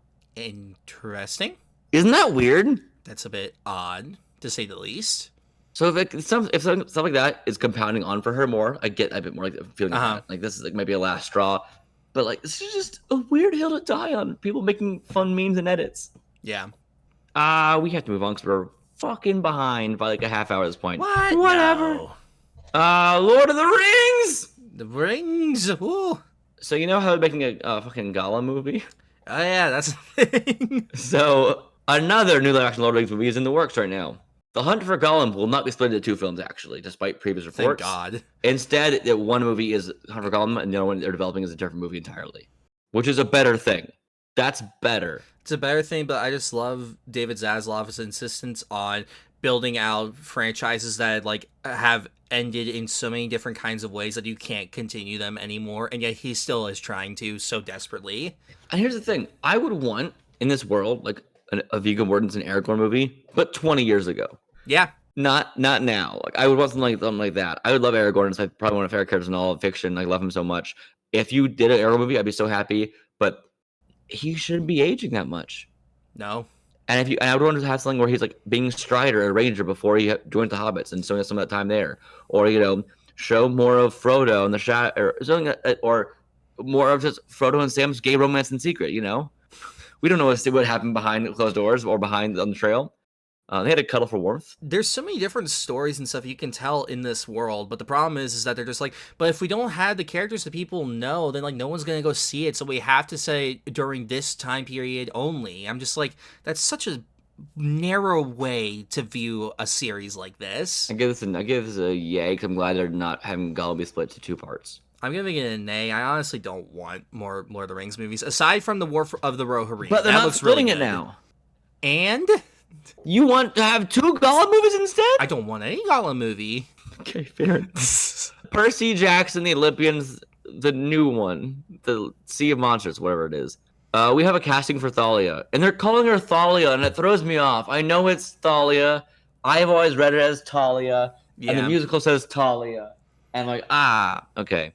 But Thalia Grace, daughter of Zeus, is as cast, played by Tamara Smart, and awesome. Cool. Top comment says utter woke nonsense. Great. You had Lance Reddick as her father. What do you expect? Like, I don't get it. I do not understand people being so obtuse and ignorant about Black people just existing in media. It's just racism at this point. It always was, but like at this point, it really is just showing just like. Here's what I'm mad about: this beauty standard. All these people have awesome curly hair. All these kids have, and like all one have perfect hair. You can't do that. But honestly, though, this is really, really cool, and I'm excited for this casting, and I'm excited to see Thalia in general. Maybe not as a tree, be cool. Or just have her play a tree the whole time. Only as a tree. Even when they fix her, she's still a tree. Absolutely. But yay, cool. Now our last piece of news for now we're 14 minutes of talking about things is a live action / CGI hybrid Rugrats movies in the works, according to Deadline. And it gets worse. You ready to hear this, Josh? Please say it. I know what it is, but say it. The babies will be CGI. Everything else is live action. Look. So when your baby is born, they start as a weird like blobbish thing. That's just like, and they become slowly more human as they like grow up. The art direction of Rugrats is what is very memorable. It's so charming and distinct about it. But that only works in hand drawn. Remember when they did the CG show reboot of it a few years ago? You loved it. It was the most horrifying thing I've ever seen in my life. And now they're doing it in live action, and the babies are CG. Does no one remember the Twilight baby? Why are we doing this again? Like, what is the point of this? I don't get it. Are we doing Super Baby Geniuses where they talk? What is this thing? I'm so baffled in so many different ways. I hate it. Nay, burn to the ground. Now, Josh, it's called Baby Geniuses 2 Super Babies, not Super Baby Geniuses. Do I look like I give a fuck? They're talking babies with superpowers. When I was really small, I loved movies because I loved the idea of having powers, and anything that had superhero related, I just loved it when I was little. So I've seen the movie too many times. It's really bad, but I've seen the movie too many times. Josh, that's our news and our trailers and everything. It's been a month and a half of news and an hour and 15 minutes. We've done so well. Woo! Moving on. So, Scooby-Doo. Fun movie, honestly. Not gonna lie. It holds up a lot better than I thought that it would. I almost gave it 5 stars, not as a joke. Like, I seriously love this movie. I know you get 3 stars, and I think that's also insane. I think 3.5 or 4 stars minimum for this movie. There's a lot that I love about it, but it flies by, but not necessarily in a good way. I think that actually, there's a YouTuber I love, Scott Nicewander, mutual on TikTok. He's great. He did a video once about how it's saying you should watch the movies for Scooby movies in reverse order, and it improves them both. I can see that. Because the second movie is they're already together solving crimes about like all their crimes you've seen for the TV shows. Like, all the old characters are all back. They're fighting those, and they reminisce what they're up past. And this one picks up at this. Okay, we're picking up right where we left off, and then now we're gonna break up. and they're back together for one last mission. That also works as a narrative really well, and that might help with the whole just general expeditory thing. I did like that narrative choice of them breaking up at the beginning and tired of the stereotypical roles that they all fell into. Also, spoilers in this movie for this going on board about Scooby-Doo, a movie that's 22 years old. But I feel like at this point people don't care about spoilers for it. I will say here, I just want to put out there, this is going to be talking about the movie in its entirety because it's very fun. The CG dog works. It works a lot better than I thought that it would. It really does. The monsters, though, not so much. I think that was kind of charming. I agree. I thought the monsters were so bad, but also I don't care, and it kind of made me miss movies like that. I love how this movie embraces the cartoon roots of the series, and that there are so many gags and stuff that is so cartoonish in the physicality of it all, and I'm so happy for that. And this is neither our first watch of this movie. Oh, God, no.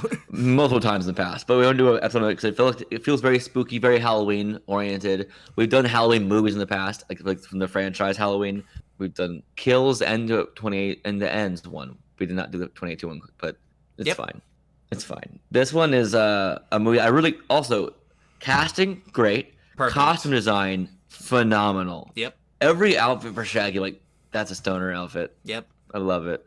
I want to say also the original version of this movie was going to be focusing on the Luna Ghost. It was going to come back originally as well. The first villain was going to be a main villain going forward as well. And I love we have Mr. Bean himself in this movie as well with Rowan Atkinson. Yeah. As Mondavarius is his name. Yep. Is it Emil Mondavarius? Yeah. He is, but also a little dog inside him. And I don't mean he's got that dog in him. I mean like he is Scrappy-Doo. I will say, like, I'm kind of glad this didn't necessarily like focus on the mystery in like the kind of normal terms. So I did like... No, it's about them discovering themselves better again. Yeah, I did like the reveal of Scrappy being the villain. I thought that was pretty funny. Power. How much of this did you remember all of it going forward? Or, I remember it. I've seen this movie way more than you think I have. Oh, I've seen this movie many, many times too. So that makes it even more fun then. Raja Gosnell directing this, I think, does fine. I don't think it's incredible. Probably the best movie he's made as a director. Funny enough, Home Alone 3. He started as Chris Columbus's editor, so he like edited the first two Home Alone movies and like I think most of his early work around then. I do love the marketing picture. Having Me the Luna Ghost is a good picture for this for sure. Yeah. Poster. Let's talk about some of our favorite like moments in the movie for sure. I really love that we get to see just. I don't like the farting, burping battle. 5-year-old me loved it. Adult me is just like, man. It doesn't even make sense for the characters. Like they've never really done that much. Like that's a thing. That's a very much early 2000s kid movie thing. Yeah, and I think they were probably just like required. Maybe they wanted to add in some farting or something because it might be funny for kids. And they like, well, who can we give it to? Clearly, Shaggy and Scooby. Very weird choice still. I really though, when Fred says. That's not true, Velma. Dorks like you, dorks like you turn me on too. One of the funniest lines. There's so many in the whole movie. James Gunn writing this is great. Yeah, he clearly has a love for the series and these characters, and he utilized that to his advantage. I loved the characterization of so many of them. Oh man, there's so many really funny parts to this. I love when they're at the airport. The disguise for Scooby to be Shaggy's grandma is just him in a dress. They don't disguise his face at all. It's clearly a dog in a dress, but he's still allowed to go on the plane. Yeah, as you should.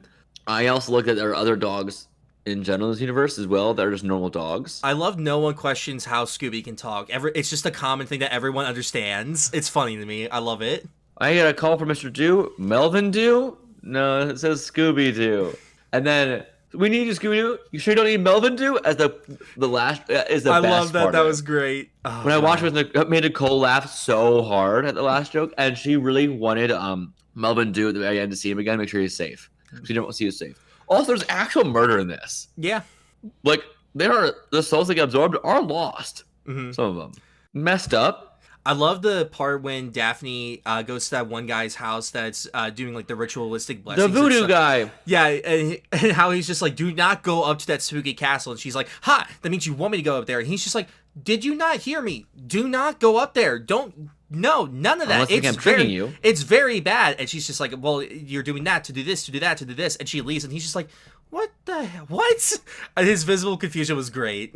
when she first sees him and he's like, I'm sacrificing this chicken. And it's like, that chicken's already dead. It's like, I can see that. It is incredible, and it makes no sense either. Him having like just a raw rotisserie chicken hanging, and he's like, just I thought he was just throwing seasonings on it at first to cook it.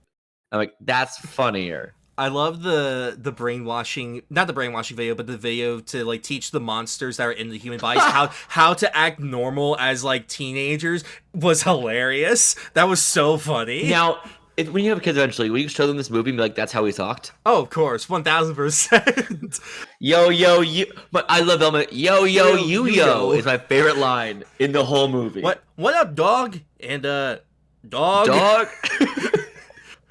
Freddie Prinze Jr. kills it in this. He's so funny in this. I gotta say, I think it's really fun that every characterization of Fred is different because there is no characterization for the character originally. Yeah, this one he's very vain of himself.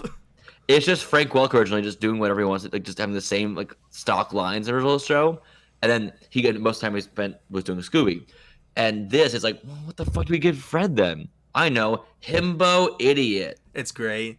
Also, this movie got together an actual couple in real life, Sarah Michelle Gellar and Freddie Prinze Jr. Yep, they worked together before on I Know What You Did Last Summer, and then they made these two movies, and they've been together ever since.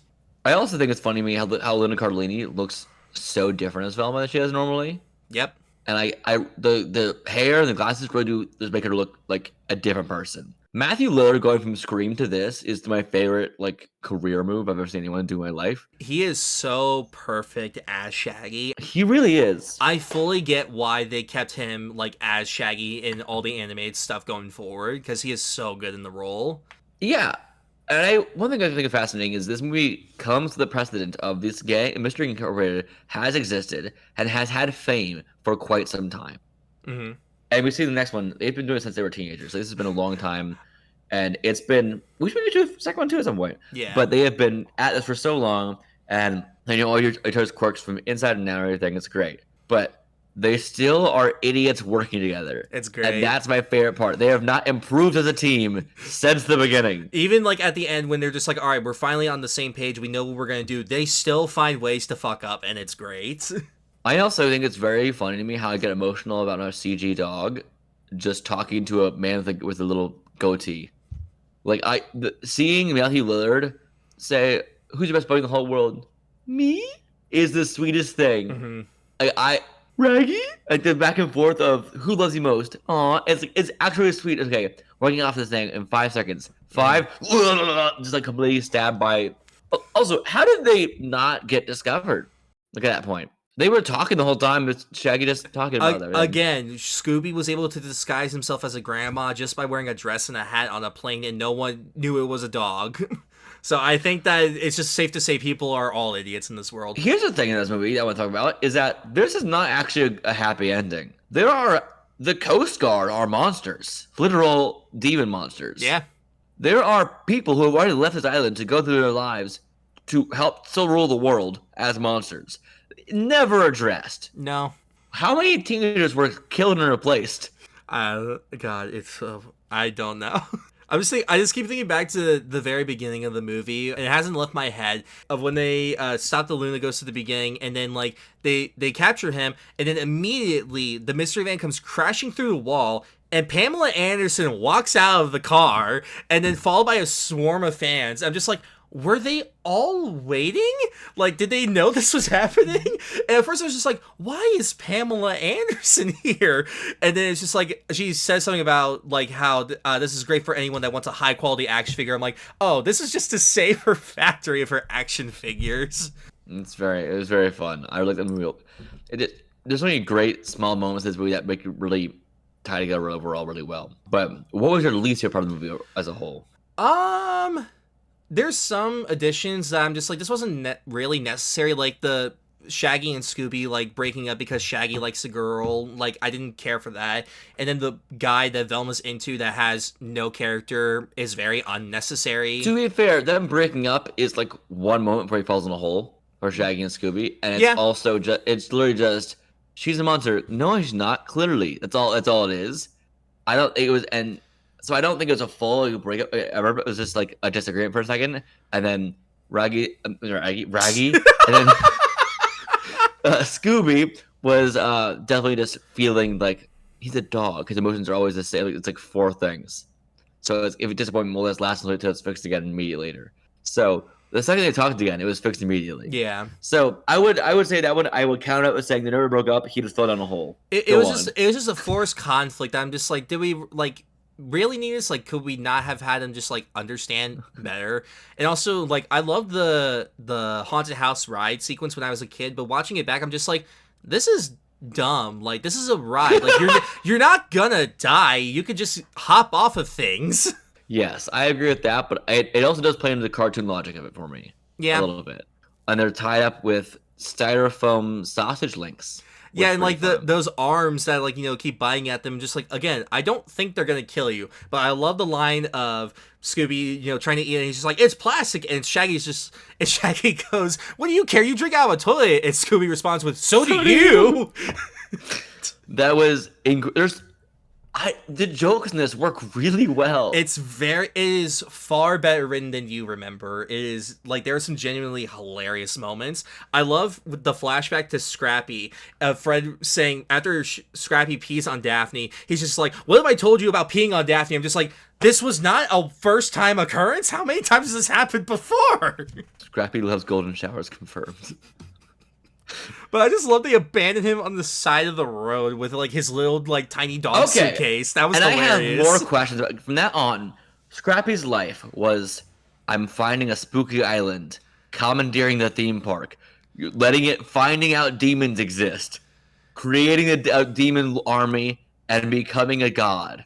How does that chain of events work? Also, it happened in under 2 years, because he said he arrived at Spooky Island a little under 2 years ago at some point. So I don't know how long ago it was from, because Scrappy they broke up 2 years ago at that point. The movie starts. So it was 2 years later. So we had a timeline of Scrappy is kicked out of the van. Time has gone by. They have Luna Ghost happen. Then 2 years later, they get the call to go to Spooky Island. Zombie Island's also very good though, and also that park looks so much fun. Yeah. It's very funny trying to piece together like how the hell Scrappy like was able to do all this, but also like it's funnier to not understand how he did any of it. I think he just is an actual god and just has mind control and teleportation. Yeah, fine, why not? Speaking of the island, though, how does anything here work? There's just a pool, and there's no like tickets for anything really. I didn't see any real rides doing it. Didn't go to any actual working rides at any point. Aside from the haunted house ride, like it just seems like it's more so like a luxurious getaway kind of place. I know at one point a monster hit one of the gondola kind of things. Yeah. And at one point another monster hit a coaster at one point, and no one reacts to it or confirms, hey, you're right, monsters are real. That's all. Nope. This review says, fuck Scrappy-Doo. Yes, but also that's why we love him. This review says, no one is born gay. They watch this movie for the first time and at formative age and something just shifts.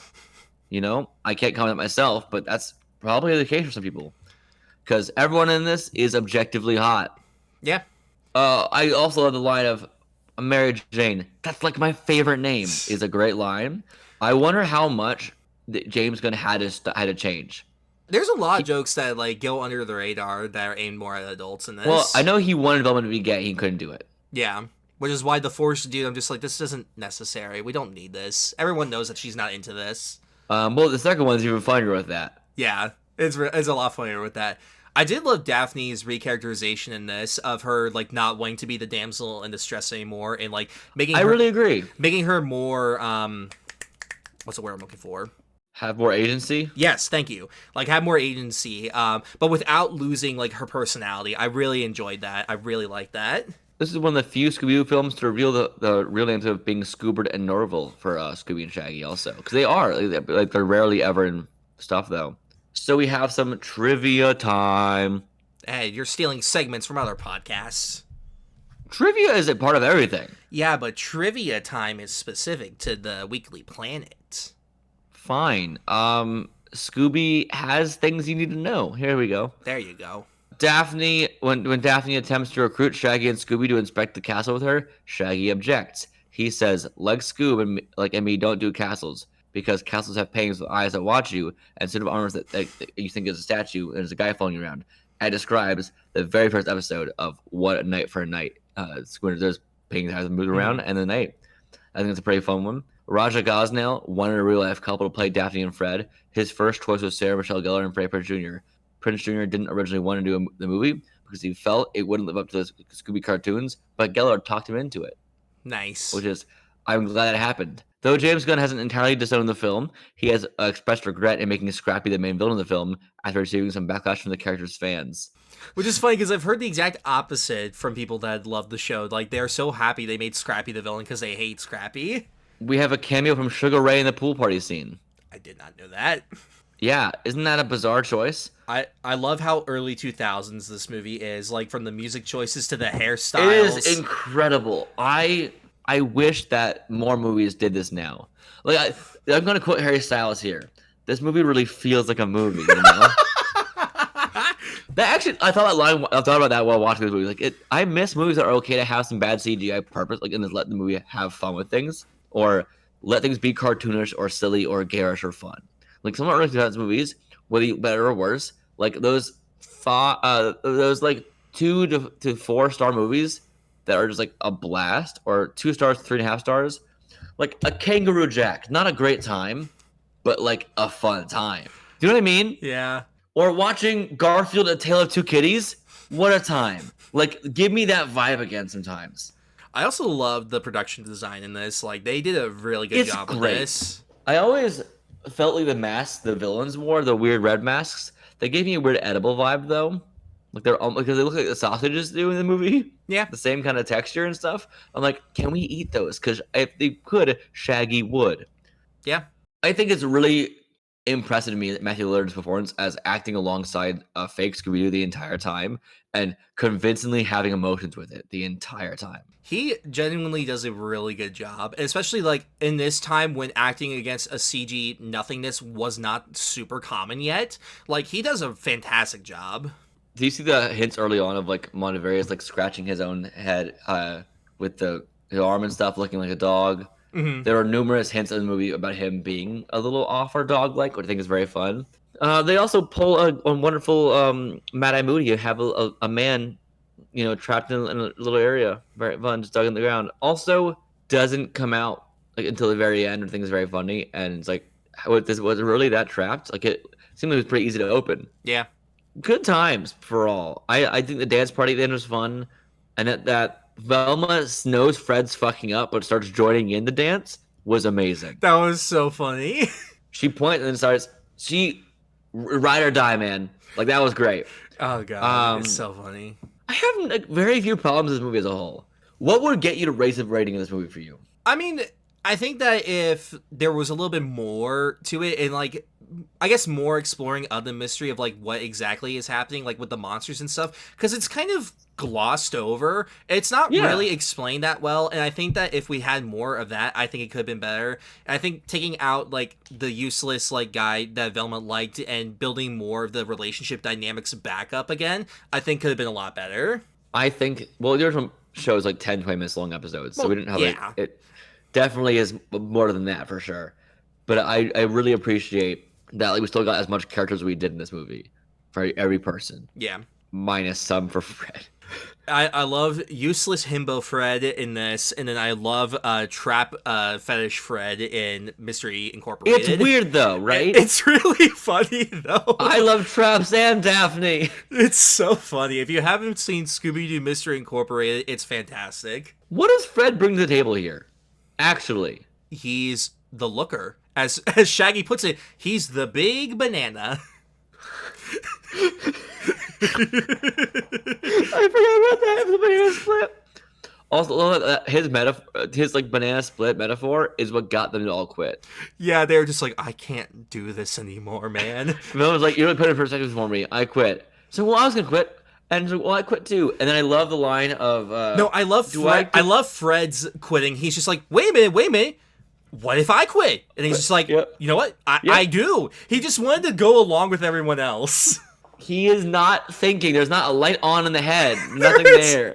He is a doer, not a thinker, and I think it's beautiful. He thinks about boobs only in this movie. Let's be real. Literally, he wants. When he's in Daphne's body, like exactly, it hasn't aged well, but it also kind of has from the delivery of it. A little funny the way he acts, because it's also Everyone online would do the same thing. It's just like it's the immediate thinking of just like I can look at myself naked. The delivery of it's so funny. Honestly, when most people are asked about if you switch bodies for a day, the first thing they do is check themselves out, just because you're curious. It is also definitely would be an illegal thing. Oh, 100%.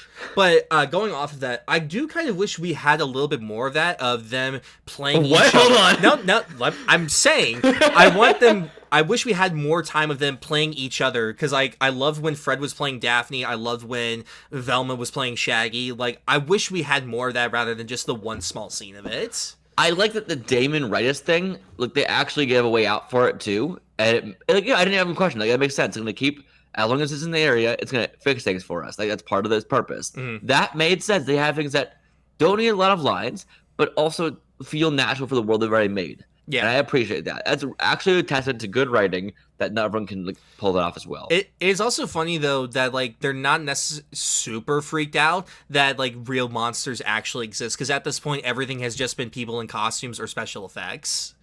Yeah, I think they're just traumatized. Fair. And in shock a bit. I'll never forget the day Shaggy walked on set and announced he had killed God. What a quote. The Shaggy memes in this movie are so great. Are you challenging me? Oh my god. Let's talk about the boy, the man, the myth, legend, Fredward. And I want to say, you said about quitting. The moment where Fred quits is very funny. I love how, though, with his life, he doesn't do anything. He lives his life the same way Shaggy does. Really, it's real, just existing. Yeah. Daphne and Velma seek to improve their lives. Fred and Shaggy don't do a goddamn thing. But Fred's in denial of it, where Shaggy is just vibing. Shaggy has the best life. I also love that in that moment when they do quit. Raggy is pretty good. Mm-hmm. He says to Scooby, "No, we don't quit. Friends don't quit." Implying these aren't your friends anymore.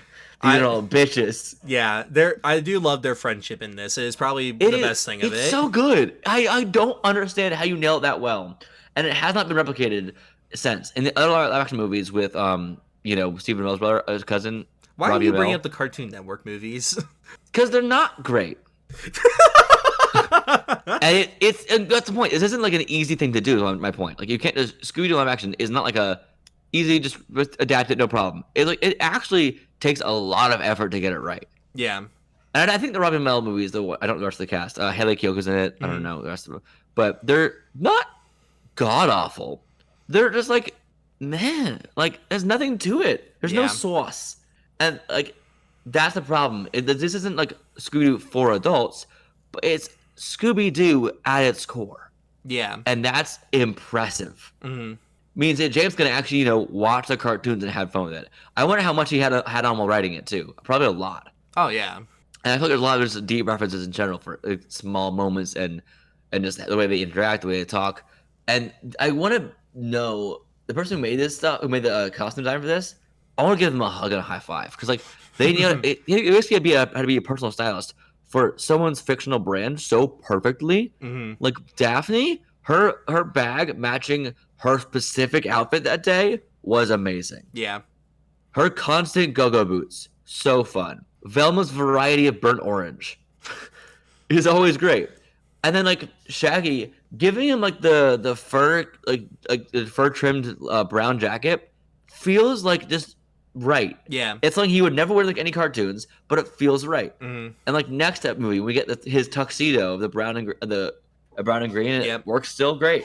I'm always impressed by costume design, that works really well for, like, normal human characters, not like for a superhero or someone out of the norm, but still feel cartoonish and accurate. Well done. Yeah, I would say that. Go on. I was just gonna say, like, this genuinely held up way better than I was expecting it to. Because back in, I think, our sophomore year in college, we had started watching one of these, but I don't think we ever finished whichever one we had started. It was this one, yeah. Yeah, but going back to it after years of not having seen it, my God, it was a blast. Yeah, a lot of reviews are basically saying this doesn't get enough credit for what it is, and I firmly agree with that. Like, there's definitely like the dated like kids early 2000s like style of humor, but it's not throughout most of it. Most of the humor is very smart and like it's very well done. Like, it doesn't play down to the audience most of the time. And like even the outdated stuff, like the I can look at myself naked, he doesn't even do it really. He's like he just He a does like glance he at that- does a quick glance and then he just has like a smile and a pep to his step, which I thought was kind of which funny. also he with Daphne has probably already seen what's there. Yeah. At this point, they have clearly have had romantic stuff happen, and as clearly people in their 30s have probably had other interactions together before. Another great Fred moment when they're in the haunted house and he's telling everyone what they should go do. And he goes, and Shaggy and Scooby, do whatever you guys do. He doesn't know they do. He doesn't know what they do, but it's also hilarious. Like I watched also the other day Scooby-Doo and the Witch's Ghost, which is so much fun. I love that set of 4 movies that came out. It was such a fun of Zombie Island, Cyber Chase, Scooby-Doo, and what's that alien one? There's another one. I only saw Zombie Island as a kid.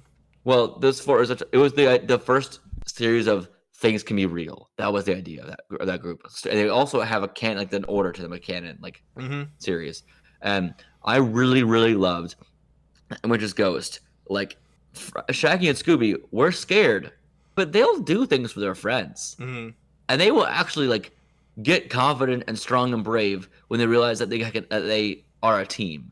And that happens in this too. They will get brave, like we're all together. And I love that. Or when it comes to like Shaggy will do anything for Scooby, and he'll stand up for him. He'll like actually take a step forward and try and save him. Like when Scooby got trapped in the fell down the hole and Monster MJ was telling him like no, don't do it, and he doesn't think twice about it. He's just like, no, I gotta go save my friend. Man dives headfirst down into the hole to save his friend. And that's something to get right for sure. Like it is just he forgets he's scared when it's for a better cause. And it leads me to believe that he's always brave. And actually, I show that in where there's I think it's Legend of the Phantasaur, the Scooby-Doo animated movie, where I think it's what I'm thinking of, where at one point he loses all of his fear for a second and also beats up an entire crew of bikers. And it's incredible because it's like he actually has a strength and confidence and power in himself if he can just like let it go for a second. That's really good. And I think they depict that part of him really well here. Any other thoughts on the beauty that is Scooby-Doo 2002? What a ghost costume. Yeah, great ghost costume. A question I have is like after the night of like when the monsters get revealed and like they start taking everyone and like the hotel's been destroyed and everything. How does it get fixed? Everything gets fixed in a night without the people that aren't monsters realizing. I'm just like, I'm sorry, what? They were all just drugged. Never happened. They became really good carpenters afterwards. Well, we don't know the full extent of what their ruling the world would have been like, what they can do. Yeah, but God, the scene afterwards, like when everyone's acting like the really cool hip kids, and like acting like how no teenager or college student would ever act, very funny. I agree. Now, Josh, let's move on to our last segment of the day: super weird stories. Stories that do be weird. So this is a story about a character that you have guaranteed have never heard of before, which is usually the goal of this. This is a segment where we talk about comic books or comic book superheroes or something related to superheroes in general and have Josh blindly react to it. And this is about a character named Gunmaster. Have not heard of this person. Politically, a great time to discuss a character called Gunmaster. Sounds like someone from The Boys, even though there was a character that sounds vaguely like that already in The Boys. There's a question here that says, how many guns does he own, Josh? 2. How many guns does he own? So many guns is the answer. That's not a number. Those are words. It's not a number. Yeah. Quote here is, get back in the train, President Grant. They're after you. What a great quote. Created by Dick Giordano in the year 1960. In October 1960. October. Fitting. So, here we go. Timid. I just love Timid. That's it. That's all he is. Timid, bespectacled Clay Boone is his name. Is despised by the woman he loves because of his cowardice. Oh. That's our first sentence. If only he could be more like the daring masked stranger who appears in the tiny old west town of Rawhide in times of danger. Unbeknownst to his would-be lady love, Clay Boone, spoiler alert, is that masked hero. The daring duelist known as Gunmaster, hiding behind his seemingly telling civilian career as an apprenticed gunsmith. So he's Gunmaster and a gunsmith. Ah. Boone is actually an avowed pacifist who only upholsters his shooters when all the other attempts of peacemaking fail. That's not what a pacifist is, then. No, it's like, you know what? Nothing's gonna work. Bring out my shotgun. What do you mean? Like, well, I tried to do this over a handshake.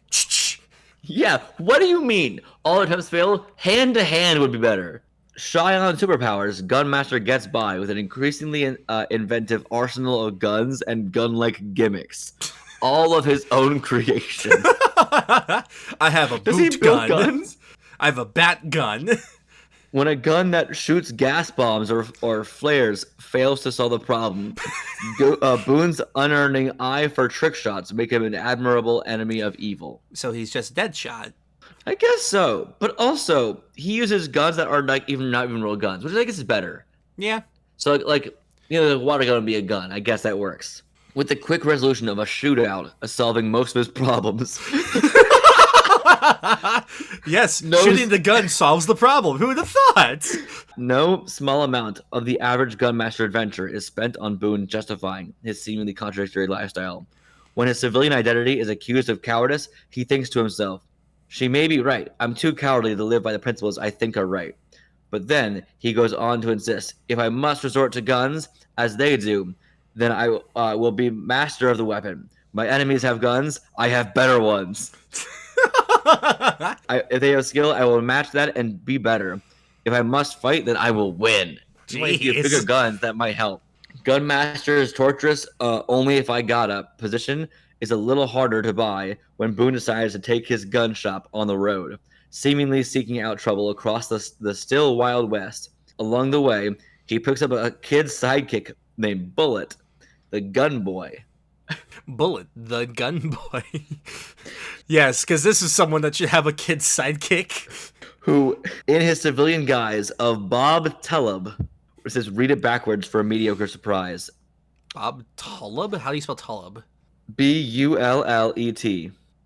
Why? It's Bullet. I know. But becomes Boone's apprentice. He also comes across a few colorful supervillains, like the wild Apache warrior hawk. Yup. So it's cowboys and Indians. It's the 60s, all right. So the Apache warrior hawk, the corpulent criminal genius known as Brains, what a good name, and the hypnotic menace called the Barker. Despite acquiring a fledgling of rogues gallery, a kid's sidekick, and a graduation to his own title, Gunmaster's Guns Ablazing faded away after a couple dozen appearances. Who would have thought? Here's hoping he ended up in a place where he could abide by his peaceful beliefs. I got pictures. Also, why they make the native person the villain and the gun guy the hero? Who would have thought in the 60s that'd be the right plan? In the 60s, an American comic book writer doing that? Who'd have thunk? There's Apache. We got the Gunmaster and Bullet right here. Huh. Was it published by Marvel or DC, or was it Charlton Comics? Don't know who that is. Not in business anymore. Sounds about right. This was 12 cents at the time for an issue. That makes me upset. I wish I could still pay 12 cents for an issue. I'd be having so many comic books. Yeah, and it did a couple dozen issues, so it did okay. So, yeah, he wore a 10-gallon hat, had a series of different kinds of guns, and then a gun boy. Also, he wore a disguise like the Lone Ranger from The Mask, and a hat, and also all white, which is a fascinating choice. Well, I don't really think he's someone that is concerned about going all stealth on them. They have guns, I have bigger ones. But we gotta do this quietly. His calls himself a pacifist is not the right word I'd use. No. It's like, if you want to use guns as like a last resort, that's fine. But like saying you're a pacifist is it even fine? No, it's not fine. But like, don't say you're a pacifist. So Josh, that is our show today. Where can people find you online? Oh, I'm at places. I'm on the Instagrams at J_Rudy16, at Twitter at J_Rudy28 for however long that site is still up for. You're also private on Twitter.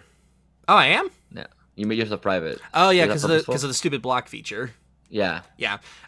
What else am I? I'm at Letterboxd at Nerd for Film 28, and at YouTube. That's a 4, like the number 4 as well. Yeah. And at YouTube at Josh Rudolph. I'm on TikTok and Instagram at That Nerd in Theater, or on Twitter at The Theater Nerd, and you can email the show or tweet us. You can tweet us with a hashtag GeekSpeakPod or at GeekSpeakPod on Twitter, or you can email us at podgeekspeak@gmail.com. Or you can now join our Discord down below and have discussions with us in real time about any topic, nerdy or not, you really like. Have a great time tonight, and happy Halloween! Email us, let us know what your costume is going to be and why. Josh, what are you going to be for Halloween? Working. I'm calling out a day. I'm wearing a Gambit costume. My fiance is going to be Rogue. Hell yeah. Bye! Bye.